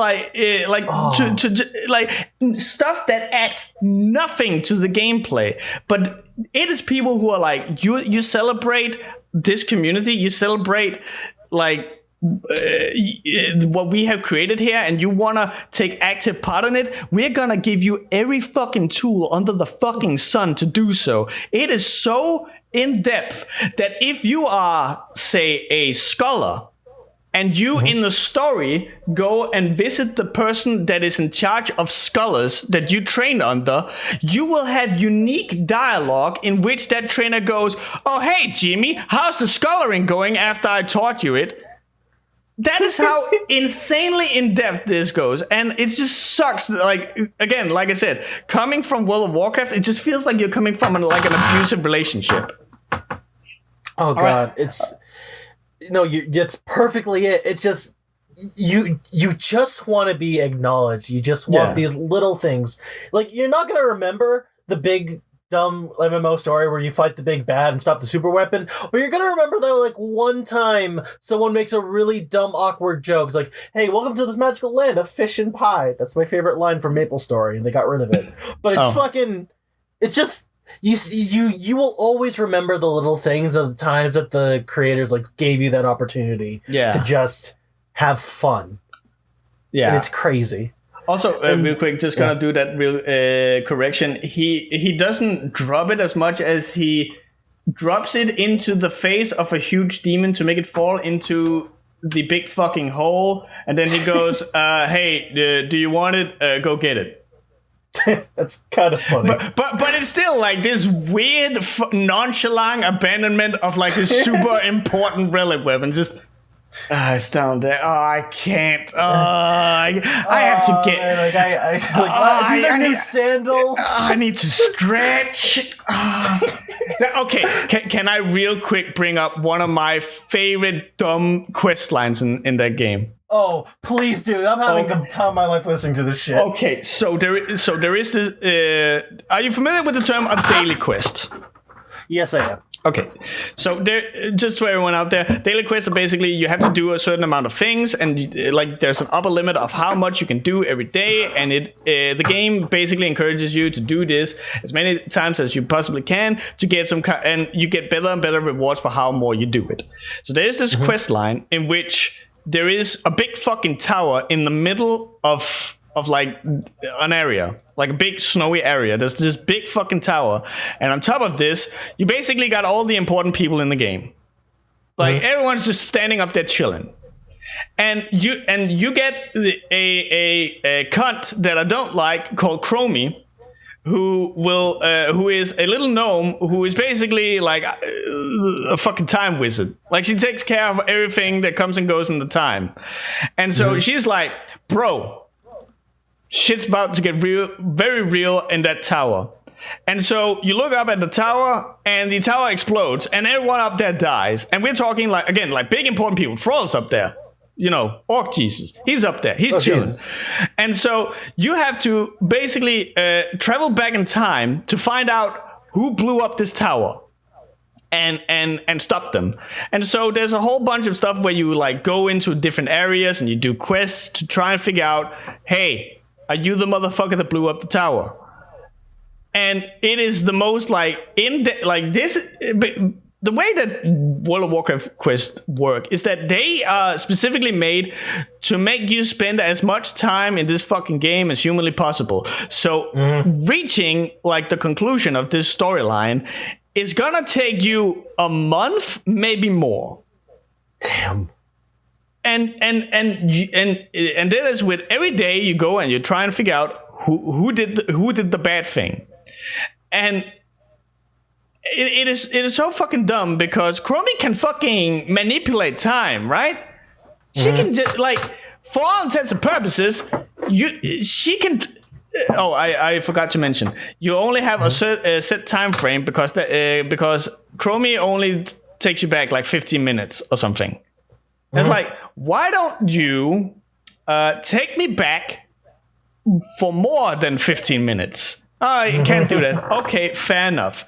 Why don't we go back 15 minutes and I go up to the top of this tower that is out in the open? I can fly there. I have a flying mount. I can just go up there and I can talk to Orc Jesus and his buddies and go, listen here, this place is about to blow up. Y'all need to fucking leave and then you can come back. Like, just step out, because, you know when this is going to happen. It's going to happen in 15 minutes. I can literally just go to these people and go, can you maybe stand over here the next 15 minutes? And then you can do whatever the fuck you want afterwards. It is so fucking dumb. I was like, every time I was doing this quest, I was just like, I had my hand in my hands, just going, oh no. Why am I doing it is so easily solved. I can just tell them. and it's not, you know, like in certain like time travel fiction where it's like you're not allowed to fuck with the timeline. There is some of that in the Warcraft mythos, but I'm already fucking with the timeline by trying to find and kill the person who's gonna do this shit. Why can I not just tell them, hey, there's pizzas down there, or something like. There's pizzas down there. Yeah. Hey man. Do you not like to die? Don't be here for at least 15 minutes, and then you're good. It is so fucking dumb. It is so. Sorry, that was just a quick aside. You had something you wanted to talk about. No, that's like beautiful because this kind of just circle back into like the reason why I'm like, there's like the part 2 of my theory so far, where that like you have like the build up, but then like you notice how all these things are so big, but you realize they're not as big anymore now. No, and they all have this one thing in common, is because they spurned the people who built it up to begin with. Absolutely. Oh, so I actually I have like a couple examples, not only just with like Homestuck and in World of Warcraft. Here's one that I'm bringing back. Harry fucking Potter. I want you to look me dead in the eye and tell me that shit wasn't the most annoyingly popular property for like the majority of the early 2000s. That shit was fucking everywhere. Everyone was fighting over whose fucking house they were in, what characters they were, what spells they wanted to create. Everyone wanted to be a fucking wizard OC. Absolutely. And then like, you know what? It wasn't even the first time when like what's her fucking face? J.K. Every fucking person has like dots with their name. I don't know why. J.K. Rowling. Yeah, J.K. Rowling fucking starts like opening her fucking mouth about like, oh, like retroactively changing the story. People weren't mad about like, you know, the Dumbledore being gay retroactively, all those weird retcons that she made on Twitter. But the moment she started coming out about being like a TERF and like being like saying, oh no, we can't have any trans people, and she starts going back. Like, immediately, like the flip of a switch, like everyone started acting like it was the worst story from the beginning. They picked that story apart to fucking shreds. And it's like the perfect example of like, You give people a good enough community, they will forgive any fucking flaw you have and make essays and give reason to why the shit you posted was actually good. Yeah. But the fucking instant you start shitting on them, because I can guarantee you the majority of our audience were like LGBTQ. It gave this like certain freedom that allowed them. And the moment she denied them of it, everything went to shit. Everything fucking died. She got picked apart by fucking everybody. Every last, like, minuscule mistake she had was put under a microscope, and she was torn to fucking shred like vultures. And I'm like, it's like the most destructive example where, like, you have the highs of highs, and then you fucking die at the end of it. And I'm like the way you described it with, and I'm sorry to interrupt, like, I'll let you go after I finish this. The way you described it with, like, World of Warcraft, where, like, the moment they started, like, focusing on the story, and they, like, I always go back to this interview where I saw where Blizzard that were, like, people wanted, like, the original World of Warcraft, and like, the writers, with their pompous ass, like, oh, you don't know what you want. You think you want it, but you don't. And they, like, start pushing their own fucking shit. That's when all things starts coming to end. It's that whole idea where you think you're better than the people who built you up, where you think you're hot shit because everybody loves you. It can take the smallest thing to make something that was probably good or that had good influence, where people latch onto the best parts of your story, to everyone throwing that all away and picking it apart. Mm. And that's basically what the start of it. It's just, you can create a really successful, like, piece by giving people the tools to, like, engage with it and make stories of their own. Yeah. But the moment you take it away, and the moment you decide that, like, that all that thing they fell in love with and you invalidate the reason they came to be a part of it in the first place, you pull the rug under them, you will pay, like, the heaviest price. And you see it time and time and time again. It's crazy. Yeah. But yeah, go on. I'm sorry I interrupted you. No, it's fine. I remember when, like, I was... when I first heard all that stuff about, like, hey, Dumbledore was actually gay, I was like, okay. Like, yeah, you do you. Like, it's one of those things where that makes... That's fine. I mean, it doesn't contradict anything or anything. I think, like, the moment I was starting to have, like, issues, I'm saying issues, but at this point, I didn't fucking care. What was when when she started doing the whole thing of, the wizards and shit, they couldn't always make it to the bathroom, so they would just shit right there on the floor. And that one. I remember Pat from Castle Super Beast just started coining the term. Not now, JK. like, not now. Just leave the room. But I think, like, the point where I was starting to, because I'm all for inclusivity, and you should absolutely, like, include people into any community that they want to be in, as long as it fits. Like, maybe don't include the pedophiles in Club Penguin. I'm just saying. But definitely. But there was the whole part about where JK was like saying, I never said that Hermione Granger was white. And people just came out in fucking droves and were like pointing to all the pages where it was like, oh yeah, she's a blonde ginger woman, like a white ginger woman, like, it's just, like, pointed it out. And it's like, I totally understand what she was trying to do. She was trying to do, hey, everyone can be great no matter what the skin color and everything, but yeah. But the problem then became that she was trying to force it. And it's one of those things where I can definitely understand, because that's one of the things that I had to deal with like, covering Sonichu again, is that I used to dunk on Christine for the whole trans thing, because I was of the opinion that that she was only doing it to attract, like, to get on in with women. With women, yeah, exactly.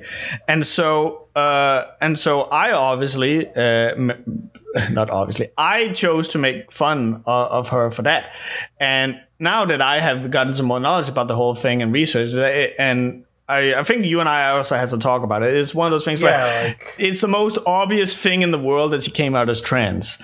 And so it's one of those things where you can absolutely have a stance and then change that stance as you grow older and you grow wiser.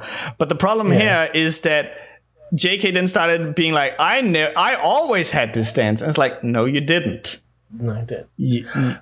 Again, like the chat also says, JK also handpicked the actors for the movies. So it's like, you didn't always have this stance. It's good that you have it now, but you didn't always. So let's not pretend otherwise. And go on. No, I was just saying, like, I just love it too, because people would defend her up until the whole trans comment. Yeah. Because that was like the death knell to everything. That was like when she got fucked. Yeah, it was like, oh, that's the hill you're gonna die on? Okay. Watch as everyone fucking like tears you apart. Oh. It was like watching a live crucifixion through words. It was insane. Because I want to put it into perspective. I never really cared. Like, I never read Harry Potter. I never really watched any of the movies until like a couple years ago.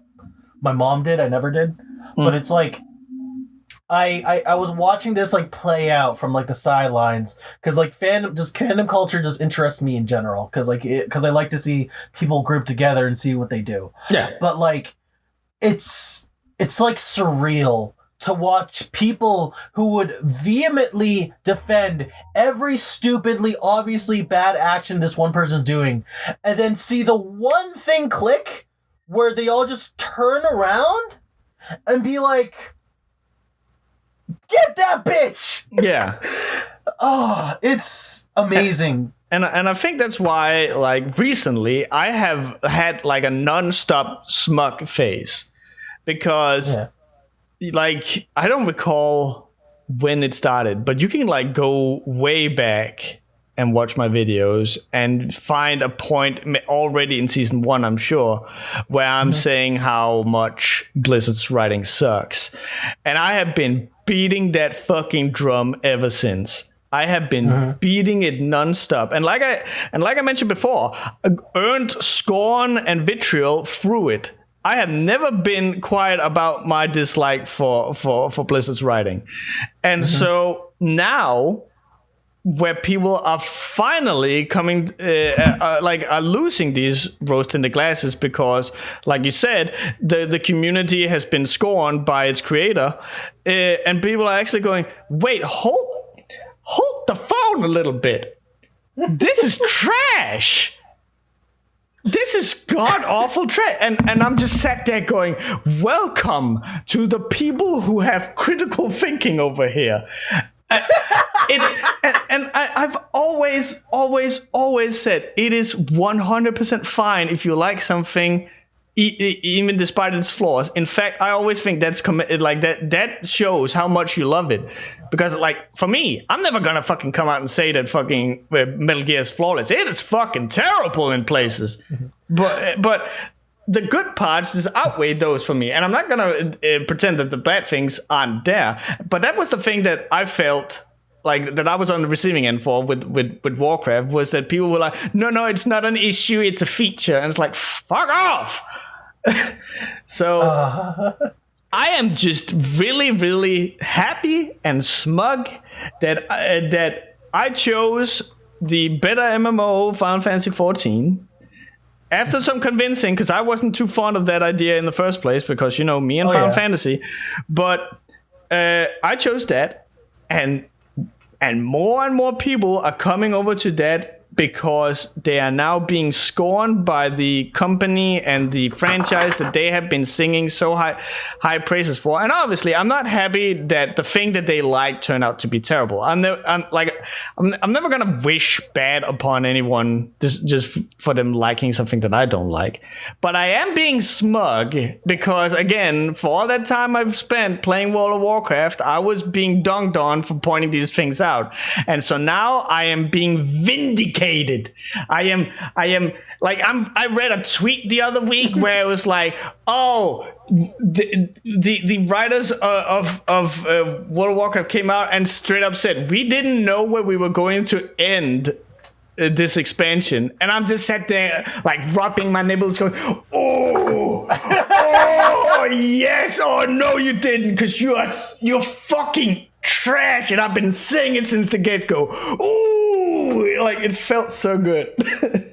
Oh my god. Okay, just to add on to this whole shit, like, as you're talking about Final Fantasy and how people are coming around, like, how they're scorned, I literally just got a Discord message from, like, a friend who I know never plays MMOs, and she just told me she just joined Final Fantasy and she made a Lalafell. I mean, did you know that you can actually play Final Fantasy 14 for free and play all the way up to the award-winning expansion, Heavensward? I know! People have been telling me this for years! Listen, like, the only reason I haven't jumped on myself is because I had a horrible spending addiction with MapleStory when I was in middle school. I'm trying not to enter that again. It's like coming off of a coke habit, man. You see, like... You know how I had to leave Discord for 2 days just to get my animation done? If I go back, y'all never gonna see me again. I'm not gonna have any friends because I'm gonna be stuck there.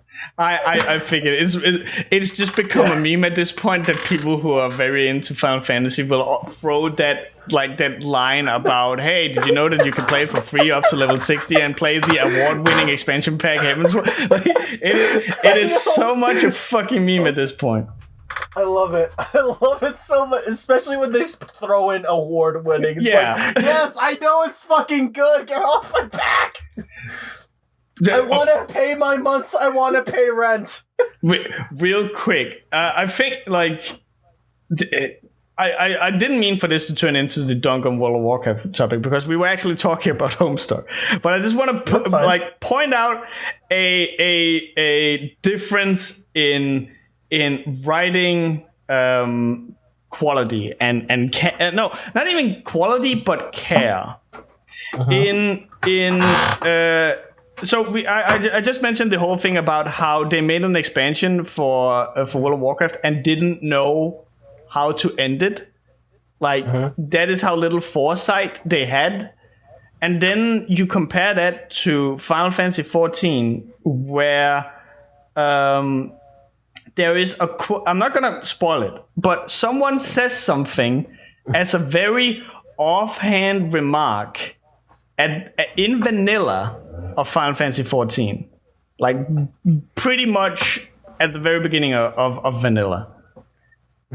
And then Heavensward came out, and then Stormblood came out, and then Shadowbringers came out. So, like, after 2 expansions, I feel like I'm forgetting one. But after, like, several expansions later, something is brought up, and this is, like, a huge thing. This is, like, earth-shattering. This is, like, we're changing the entire field that you have been playing on up to this point.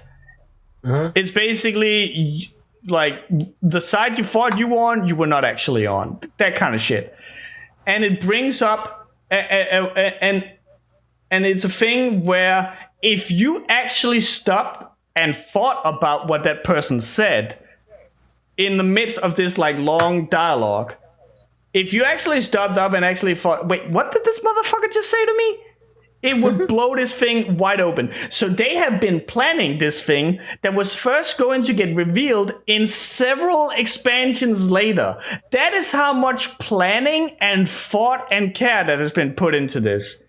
And that's what I mean when I say that, like, these people fucking, like, they care about the community to the point where they're gonna do this much work for you. Whereas in World of Warcraft, they fucking remove. I think in the 2 latest expansions, they didn't even give you, like, new abilities when you leveled up. Like, that's how little they care. And then you point to fucking Final Fantasy, where their music composer was getting chemo for cancer and still made the soundtrack for the game and made probably the biggest banger in the entire fucking, like, series. Damn. While getting chemo! Like, and then you see the fucking like the fan fest that Final Fantasy 14 had, where like it's basically a big con, and the director of the game, Yoshi P, he comes out and like because apparently the music composer who had cancer, he kept this a secret to everyone. No one knew it, not even like before this event. No one knew that he was going to have this announcement. It was only him and a few others, and one of them was the director. And so he comes out and says that, hey, I actually had cancer, and it's fortunately now in remission. And the director then says how hard it has been to work on this while keeping it a secret that the composer had cancer, because these two are friends. And the dude just breaks down and fucking cries like on the scene. And it just like, and like sobbing through his tears, he just like goes, "I'm so happy my friend is back." And so like just talking about it now, like, I'm getting goosebumps, because it was just like, it was just very heartfelt. Like, these were people who they worked so hard for this game for you, so you could enjoy it. And then you see fucking like BlizzCon, because like that was the obvious comparison, right? And it's just like, hi, we here at Blizzard, we care a lot about our fan base, and that is why we are now making it so that you can meet. And then like they pull up like cue cards, Garrosh, who is a very big mean orc, and you can now meet him, the fan favorite Garrosh. And it's like, it is so fake. It is so, we like money. And it's just, I feel like we're now living in a time, and I can say this because I work with marketing, where because now it is so efficient to be transparent as a company, that the audience, we are now getting the ability to kind of like see through the creators of these things. Which is also why, like, I feel that webcomic creators are, like, to bring up that whole, like, webcomic creators and real comic topic that we had before. Yeah. Like, they generally feel more real than real comics. Yeah, nowadays, because and that's why I'm so happy that I chose to cover webcomics and not printed comics, because, like, I can reach out to fucking Linda Zijic or Emily Ree or Bonsai or Cody or whoever. Like, I can just, hey man, what's up? And like just talk with them, right?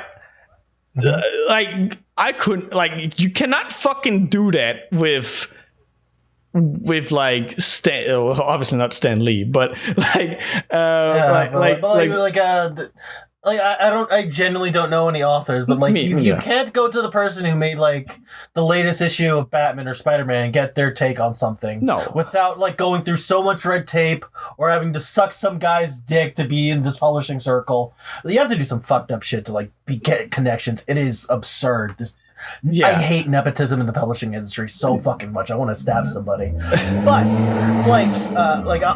my gripes aside, like, it's so clear and transparent where you see like the people who are actually working hard.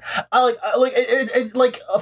keep going back to this because Plague of Right said it perfectly. You can read love coming off of a page as well as you can read apathy. Yeah. And you read so much love in every webcomic you read compared to like the shit that's being printed out. A lot of them. Not every, but like a lot of them. Like, it is fucking blatant out there, like someone not wearing a fucking shirt. It is just fucking there in your face. Yeah. And it's like, and you can so much read, like, something's made on because of like a paycheck, because I gotta make this comic because I'm being paid to do it, and like if I do this, then maybe someday I can work on something I want to print for a change. Yeah, because that's such a thing in like the publishing industry, and it goes back to like the whole difference between WoW and Final Fantasy 14. You can like feel that seething, burning apathy. How little the fuck Blizzard gives compared to like the people who are making Final Fantasy 14, where it's like they're just putting so much effort. A guy's working through chemo because they're passionate about this. There is so much passion. You'll fucking get hot and bothered just by entering the fucking scene. I'm not gonna fucking join. I can't sign up. No, it's fine. I'll fucking take it. I'm sorry. I just had a flashback to like when I spent like $4,000 on MapleStory before I even had a job. Before I left middle school. All my allowance for like that I've been saving up for like 6 years. Okay, it wasn't 4,000. I think it was like 400. But still, like you went hard. Yeah. I went hard. Like, listen, I have an addictive personality. I don't gamble. I don't do social drinking. But God, if you put me in an MMO, y'all motherfuckers ain't never gonna see me again. Cloudy is gone. It's gonna be whatever the fuck I named the Lalafell I'm gonna do. Because apparently everyone's choosing a Lalafell. They're fucking cute, bro. They're adorable. But then they can be monks and you can punch shit. Oh yeah, that's awesome. Like I have this like this weird thing. Like I do like despite the meme that has come out of the Webcast Relief of me going moe. I'm not. I don't really like. I'm not a cutesy guy. Yeah. Yeah, I'm not a cutesy guy. Like that doesn't appeal to me that much. There's only like maybe one or two things that are cute that has had me go, oh my fucking God, I will give my life to you. And one of them is Nanako from Persona. Yeah. And one of them is Usalia from Disgaea. And then there is the front and center Lalafell from Final Fantasy XIV, Tataru. And she's a Lalafell, and I don't know what it is about Lalafells. They're little fucking potatoes, and everything about their movement, their faces, their expressions, their hairstyles, the way that if you fucking like put them in like a big heavy Dark Knight armor, it's just like this little tin bucket walking around, stumbling into people's knees and shit. I don't know what it is with that contra a gnome in World of Warcraft that makes me look at a Lalafell and go, this is the cutest fucking thing I have ever fucking seen. And a gnome in World of Warcraft is, I wonder how long I can punt this little bitch. I know, it's I like, for me personally, I just really love that juxtaposition where you have small, cute, unassuming thing, and then suddenly it drops a meteor on your grandmother's house. And it's like, that's just always hilarious to me, which is why I gravitate to this kind of things. But it's like, I cannot understand how, like, when you have something cute and it actually affects you where it just works. It's like, it's not enough to be cute, it's not enough to be moe, but like, when it works, it's like, fuck. Dude, you mentioned how like it's funny how like you have this little pin-sized like bucket of destruction, and that's funny because it's cute, and then like it turns out that I am the embodiment of death. They fucking know that shit. You want to know who one of the main instructors is for a monk? It's a fucking Lalafell, my guy. Let's fucking stop! God, no, my wallet! And then once you get to Shadowbringers, you want to know who the main dude is for like the main tank is? It's a fucking Lalafell. Oh my god! Who's just walking around? Well, technically it's a dwarf, but you know, and like they're walking around with a hammer twice the size of them, who drinks like a fucking sailor. Like they knew. At one point in the Black Mage quest lines, you meet the embodiment of an ancient superpowered mage of all hell and destruction and shit, and that's a Lala. So they fucking knew. They fucking knew. And that's the thing, like Final Fantasy, like I'm going to bet you there aren't any notable gnomes that do anything that badass. There's maybe like one or two. But then, like, in Final Fantasy, they just throw that shit all the time. Because they know that shit is fucking amazing. That's gonna stick with you. I'm trying to think. Like, I'm legit trying to give World of Warcraft its fair shake. I think the most important gnome in that game is probably Chromie, the chick I told you about, the Time Lord, who cannot fucking allow me to go and tell Orc Jesus to back the fuck off. That is like that's where we are.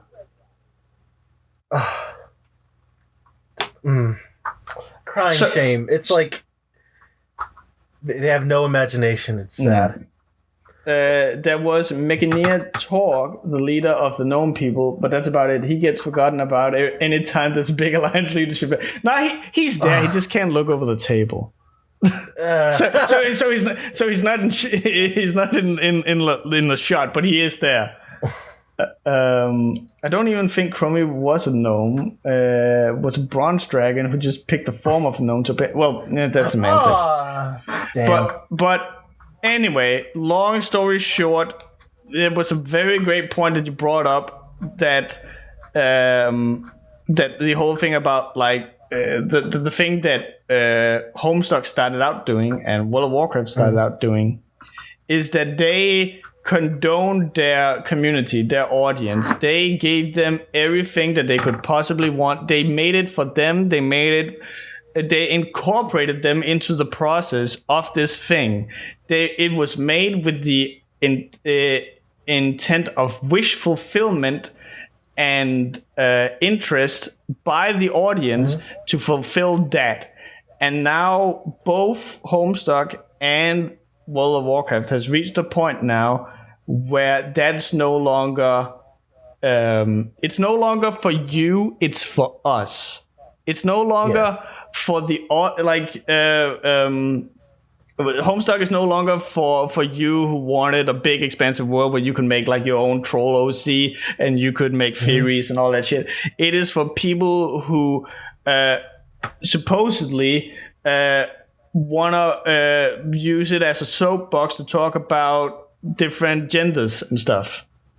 Yeah. And World of Warcraft is no longer for you who wanted to chill and have fun with Thrall. It is for the writer who can then say that they worked on a piece of shit fiction and stroke off their characters.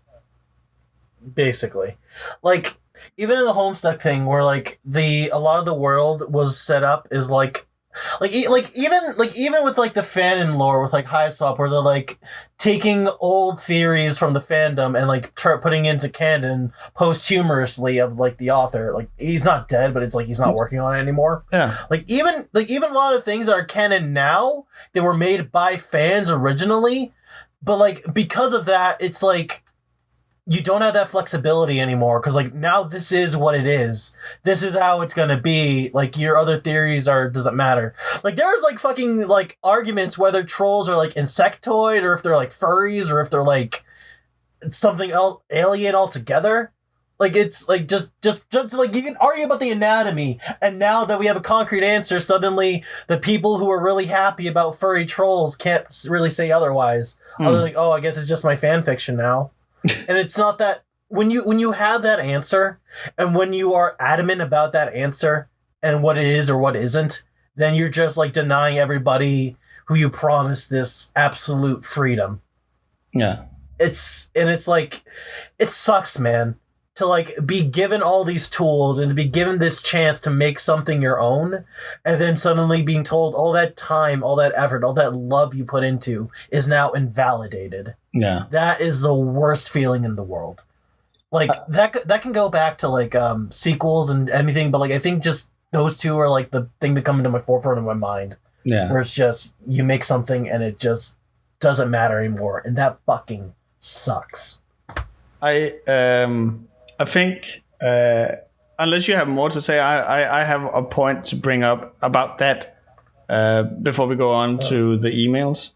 So if I think that's no. Go ahead. That was basically the point I want to end on. Because I think it's interesting how everything that I say about WoW kind of resonates with you, and everything you say about Homestuck resonates with me. Because like the whole thing that about what you just said reminds me of a thing that has been one of my main issues about World of Warcraft for the longest time, which is that again, like there's so much room for the audience to put themselves into the thing. But as the game kind of continued, it became very evident this is not like, you have had your fun, now it's time for us. And one of the things where it became absolutely evident is that every time, so like they started like going hard on the story, as I said, and every time you would have an encounter with one of the big important plot characters. Say that you have a fight with Troll Jesus, because we brought him up so much, Orc Jesus, and you have a fight against him as the last boss of a raid or a dungeon or something. You would bring this man to his knees, and you're like, I did this. I beat Thrall. Oh my god, I'm the coolest motherfucker in the world. And this would have been a perfect time for you as a creator to give your audience a kudos and welcome them into this world. Like, now you have actually done something of value in this world where you have set your footprint.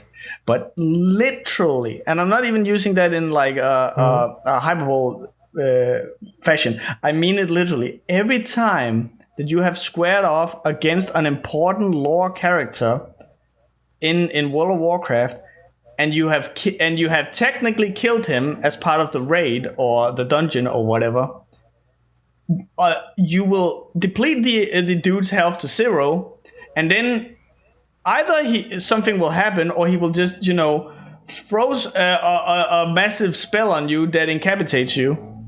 And then a dude from the lore, like some big important guy, will come and kill this dude, effectively invalidating everything that you have done. They won't even go, stand aside, champion, I will take it from here or something. No, it's just like he will spring forth, the evil guy is gonna go, oh, you, and the guy's gonna go, that is right, it is I, and then he's gonna kick his ass, and then it's like, oh, I can't believe you bested me, Jimmy, and it's like, hi, I'm over here, I did the heavy, I fucking killed everyone in this fucking dungeon, hi, where's my fucking kudos?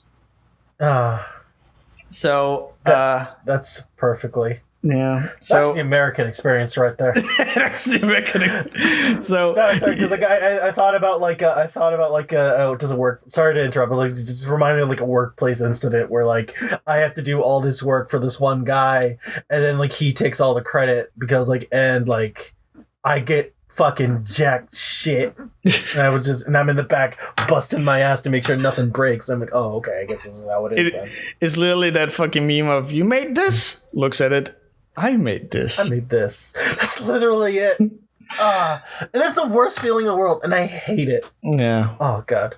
So, right. I think that we can end this topic on the community made you, so don't push them away. Oh, yeah, definitely. And you can probably apply this to any fandom that if you watch from the outside. Oh, absolutely. Dungeons and Dragons is it's happening right now, kind of. I can talk about that on a different podcast. Oh God, okay, real quick before we do this, because I need to take a quick 5-minute break. Yeah. But just to go to the bathroom and shit.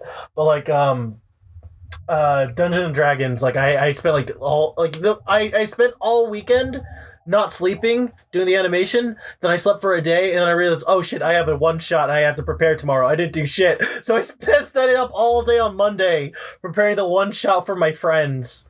And I realized, I fucked with the lore so hard. If any person from the community saw this, they'd be mad at me. But I remembered I'm the dungeon master, so fuck you. I do what I want, and I like that.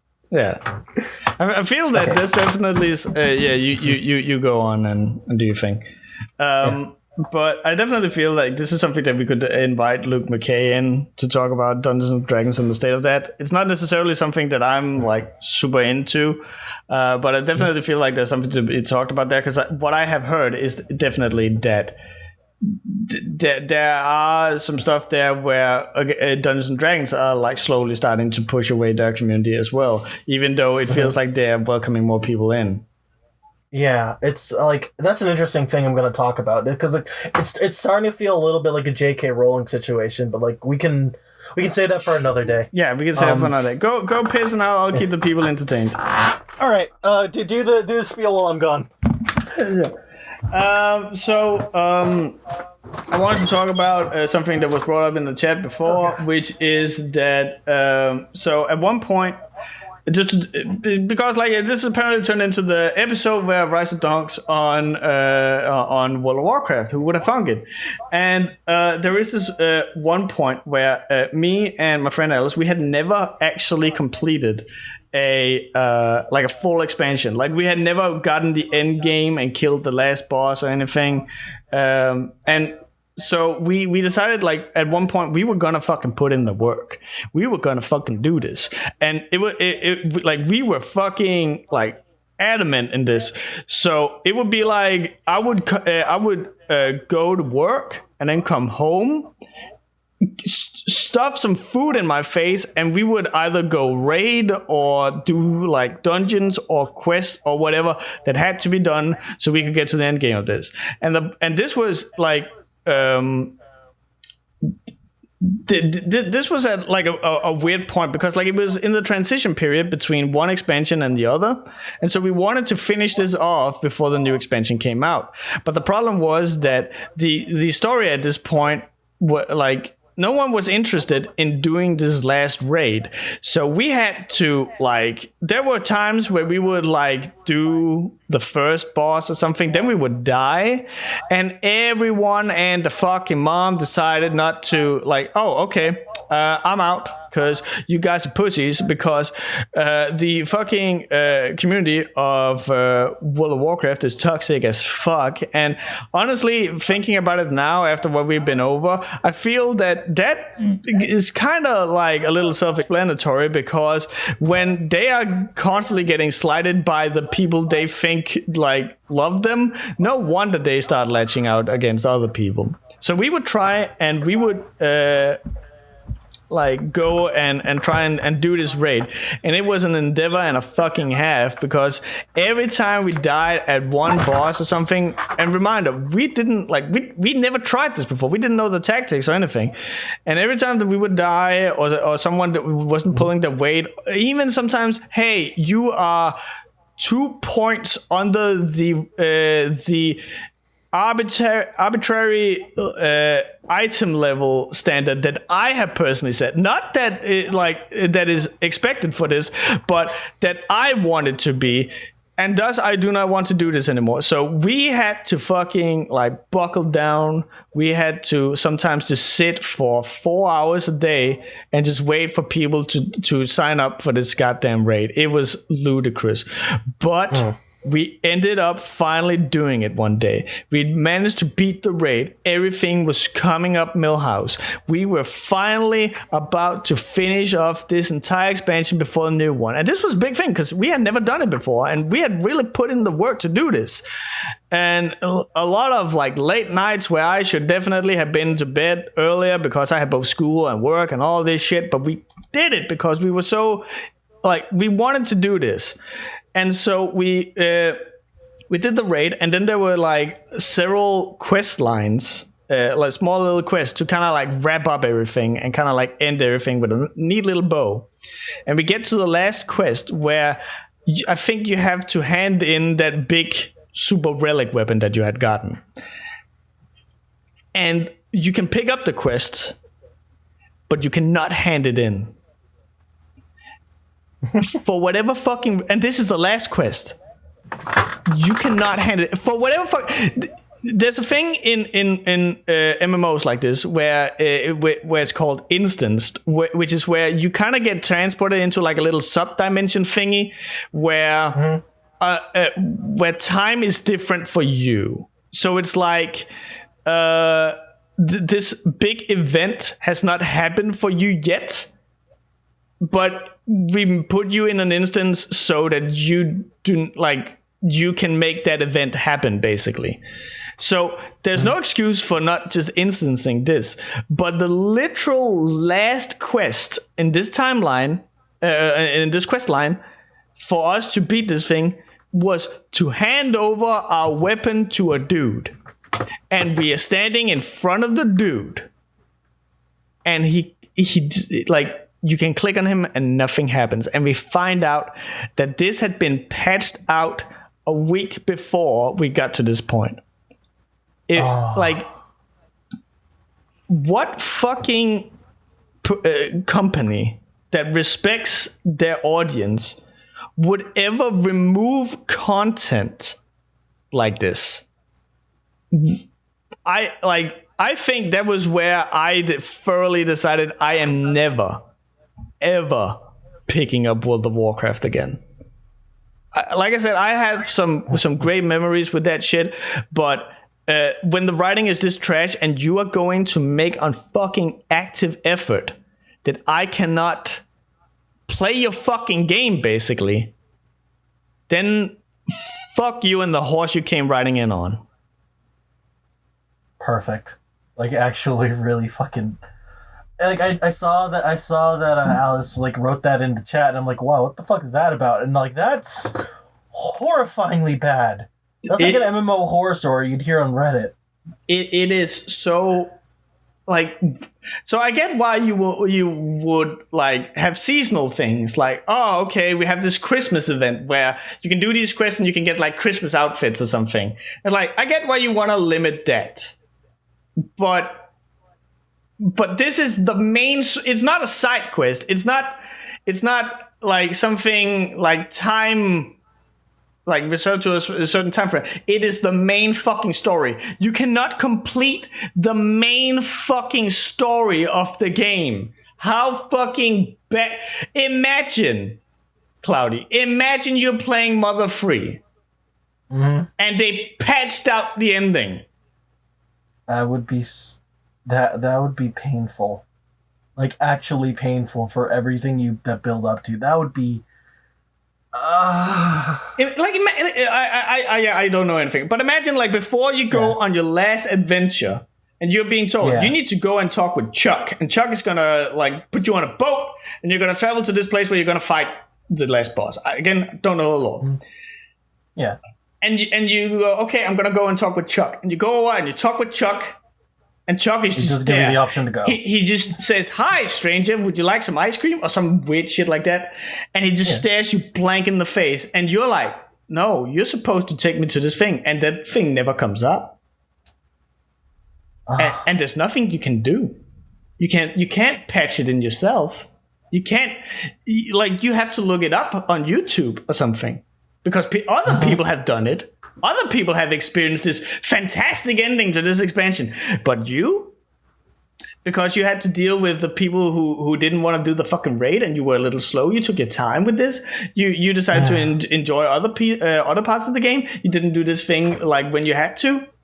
You who played the game, and not in the way that we wanted it to. Fuck everything about you. That is the Warcraft experience. Oh God. Okay, so before I get into questions, I'm gonna try to make this as brief as possible because you reminded me something. Yeah. Okay, real quick. Do you remember Geek Y2K? Yeah. They did this. They actually did this in this game. They did. Where like they actually hide the good ending and patch it, and they like quote unquote patch it out of the game. We're like, because we're like the ending where everything's supposed to be satisfying, and not the ending where they put all the blame on the character by making him like the real Alex. No, they hide the good ending to Yeek on a YouTube video through like something that they blocked off like in the game. They did. It's not like you go looking into the code of the game. It's not there. So he literally made his own good ending just to fuck with the fans. Oh, that's fucking... It is awful.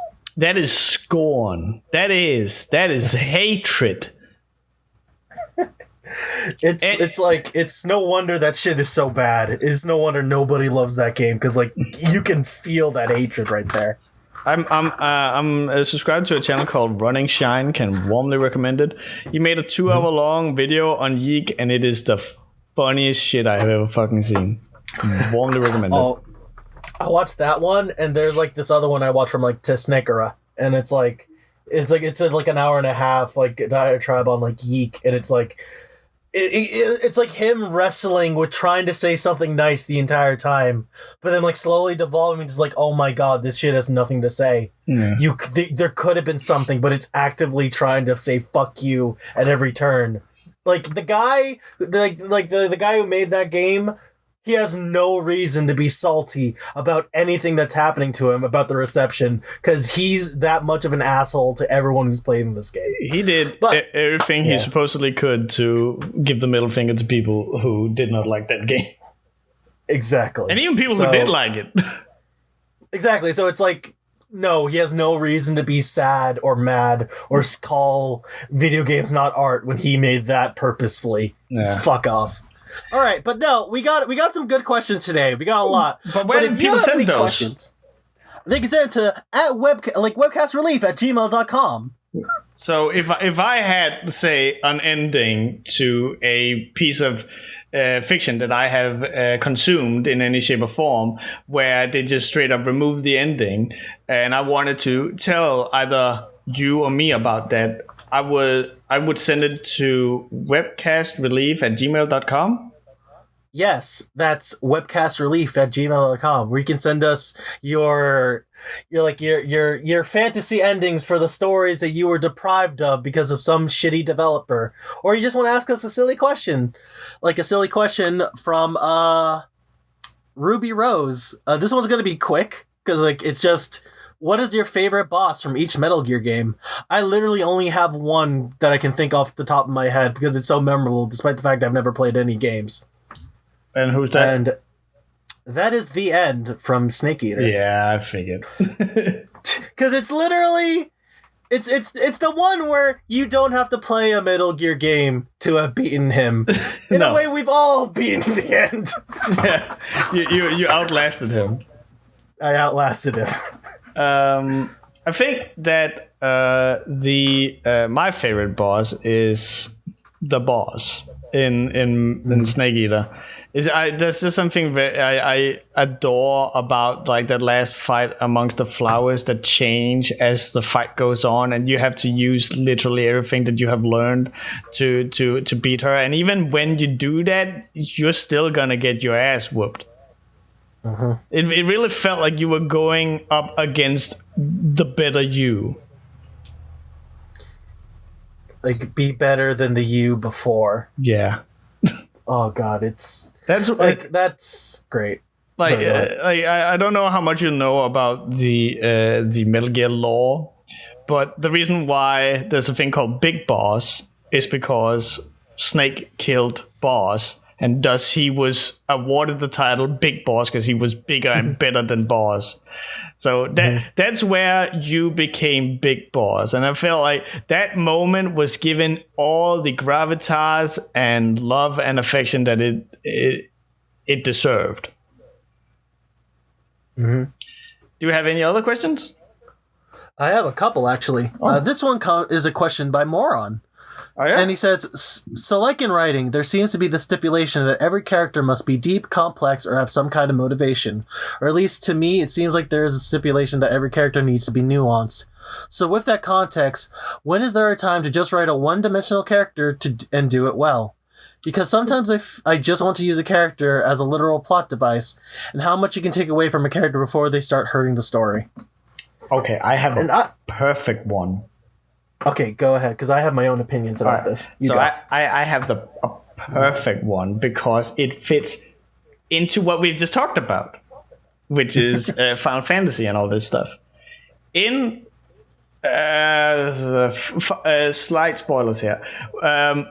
In the other games, you have typically had to confront people who were scheming and planning, and they all had like ulterior motives. They were all kind of mysterious, and you didn't really know. Like, some people even tried to be like on your side, and some people would then like stab you in the back and stuff like that. So everyone had like big plans, big schemes. What you thought they were planning, they weren't actually planning. So there's a lot of twists and turns and stuff. The boss that is coming up now, like the main antagonist as of where the game is now, His entire drive force is, I want to fight you.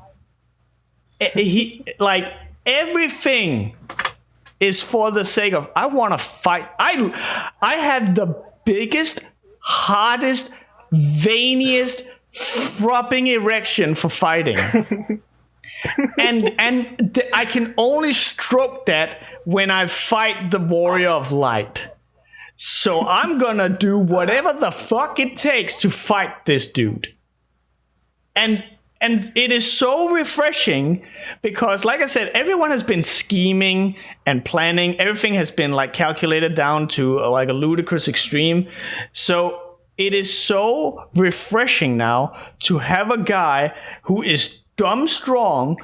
He doesn't have any like super magical thing or anything. He's just dumb strong and he wants to fight you. That is literally it.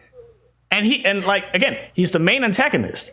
And somehow they make it work just because like everything before this has been this one thing where everyone is so detailed and deep and yada, yada, yada. So it's just so refreshing to have a guy who's just, I want to fucking stick my veiny, hard fight cock up your ass. No, that's genuinely perfect because like it goes into what I want to say about this because like there's this term called the flat character whose existence is just to like juxtapose against other things. You see this a lot in like shonen anime, especially with like the Straw Hat Pirates or Goku. They are like personality wise, they can get like a little development, but they're essentially functionally the same as they were from the fucking start, right. 1,000 chapters in.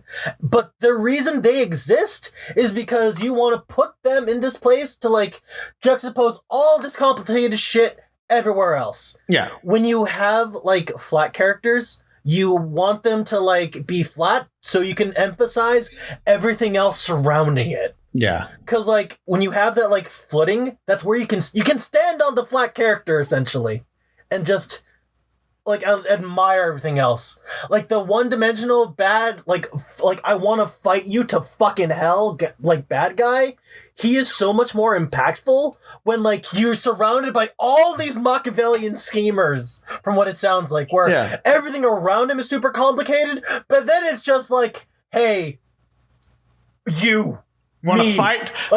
Want to fight? It's like block this overhead. Yeah, like it. Again, like I 110% agree with you there. Like the flat character is definitely a great tool to have the more interesting things bounce off of. Again, like Luffy is so simple that is goddamn amazing. Dude can't swim. Dude has no sense of direction, and dude is always hungry. That's basically Luffy. That's him. And you have you have all these other characters who are basically like the same amount of depth to a certain extent, but they go to all these different kingdoms. They meet all these different people. They interact with this huge array of various cast members, and nothing helps highlighting that thing more than when they are confronted with the same thing. Like I remember yesterday I saw a video on Twitter from Ed and Eddie of all things. I think you also have seen it, where there's a door and you see like Eddie is jumping over it. Double D opens the door and he closes it, and Ed forces himself through like a fucking hole in the door or something. He flushes himself through the door. There's like a toilet sound effect. He flushes himself through it. and like that, that's the exact thing that you get with like a flat character, is that you get people who are confronted with the exact same thing, but they react and deal with it differently. And it really helps like highlighting the differences and nuances of different characters. Like if we were gonna use that example, the like if you were to like find it in like on like Twitter, you can just have it playing in the background. But it's like the door itself. If you saw it, that would be an example of a flat character done really well. Because it's the point of it is just to have like you can have a one-dimensional character be completely unnuanced, but its role is very important. Where you just use it to like juxtapose and like show everything interacting with it. it is very good if you do that, and like don't be afraid to like plop one into your story if you need it. As long as you use it like as long as you can stand it next to something to like show that flatness or have people react to it, you're doing a really good job. Yeah. Perfect. I don't know if it... I don't think we're gonna get in trouble for this because there's no sound and they could just see. But like this is what I mean. Like Eddie's jumping over, Double D's like opening the door, and he literally just flushes himself through and it just shows off their personalities perfectly. I love this comment underneath. I like the one take someone had on this. Eddie is speedrunners, Double D is regular players, and Ed is task runners. That's perfect. That's so genuinely perfect. Excuse me, let me just glitch through this wall and save a fraction of a second. Like you basically just need to hear like Ed go yeah. Like as he like long jump backwards. Oh, he just BLJ through it. But yeah, I hope that answers your question, Ruby. More. That was Morin, actually. Oh, that was Morin. Sorry. Ruby was the Metal Gear. Okay, and this one is from I think that'll be our last Caesar one. Zealand. Yeah, this will be our last one. Caesar Zealand, and it's a movie concept. I was talking to some friends the other day, and I came up with a fun concept for a little indie horror film or some shit. Basically, it's a thing, but it happens at a furry convention. Think of all the cool practical effects shit you can pull with the leeway and a fursuit gives you. Sorry, I fucked up there. You just got a guy who walks by a dude in the fursuit, then the fursuit unhinges its jaw and bites him in fucking half. Or you could have a group go trying to do the blood test thingy, but everyone comes up clean, and one of the empty fursuits on the floor gets up and starts freaking the fuck out, breaking open into a sweet, sweet John Carpenter-style body horror flesh soup. I mean, if Willy Wonderland's got greenlit, then anything is fucking possible. I don't know, man. Thoughts? All ideas present in this email are property of Caesar Zealand. Any theft or set ideas, or whether intentional or unintentional, is punishable by one-on-one gladiatorial combat for legal ownership. I mean, like that's the only proper way to solve these things. Basically, yeah. A good old fisticuff. God, like, could you imagine if Sarah Z got, like, a gladiatorial combat invitation instead of a legal threat? Bro. Like, I'm so happy that the YouTubers have that thing where they're, like, now challenging each other to boxing matches just because, oh, yeah, I'm the best, and then they get fucking knocked the fuck out. I love it. I love it so much. Like, you know what? Like, instead of gladiatorial combat, it's just like, okay, it was legal to search, through a boxing. Yeah, that's fucking great. But as for the movie, I definitely think that there is I wouldn't necessarily make it like The Thing, but there's definitely, like, you can absolutely take an extra step with this, with the whole thing being like costumes and stuff. Where I think you can do some stuff with that. But my main fear is that when the monster turns into tendrils and tentacles, and you're dealing with furries, you're gonna have people who don't necessarily fear that. No, it's like, although that would make a hilarious scene though, where it's like they see the fucking guy like turn into a tentacle monster, and you see one of the people there on the chair like sitting down. It's like, jackpot. He literally goes, "Oh, wolf, what's this?" Oh, what's this? So like, I kind of like the idea of like a mascot horror franchise. Like first thing you're gonna think of is like a Five Nights at Freddy's because of the fucking animatronics, and apparently the animatronics that's like a thing where like they invented this concept called the spring lock suit where you like jump in, but if you sweat a little bit, the spring locks unhinge and kill you because it forms a robot on top of your body and you kind of clip in the same space. That's horrifying, but like. There's that, and then there's like the idea where there's like a monster or like a serial killer hiding among furries, and then it turns out it's the suit itself, like its own fucking monster. And like I think like the appeal is like the practical effects behind it, where you just have like a suit walking around and just that horror of like anybody could wear the mask, and it's like you can make a really good thriller out of it, despite like the insanity of the concept. Yeah. But I think that's it. Yeah. That was a good pitch there. I think it will have to take some explanation for a movie studio to pick it up, because like they will probably go, "What's a furry?" And then you would have to have that conversation, which I don't am here for. But yeah. Oh God, I love it. All right, and I think that's a good place to end it. Yeah. Furry murder. That's a good way to like. We had a really good discussion. I had a lot of fun with this episode. The furry murder is how I end all my discussions. Gladiatorial furry murder. Gladiatorial furry murder. I think. Now we can't call this episode that, because last time we actually got like a comment like, "What does this have to do with Elsaron?" Yeah, so maybe we need to figure out something else. I'm probably.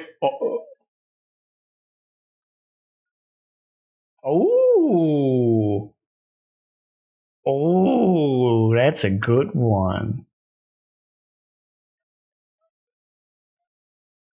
Yeah!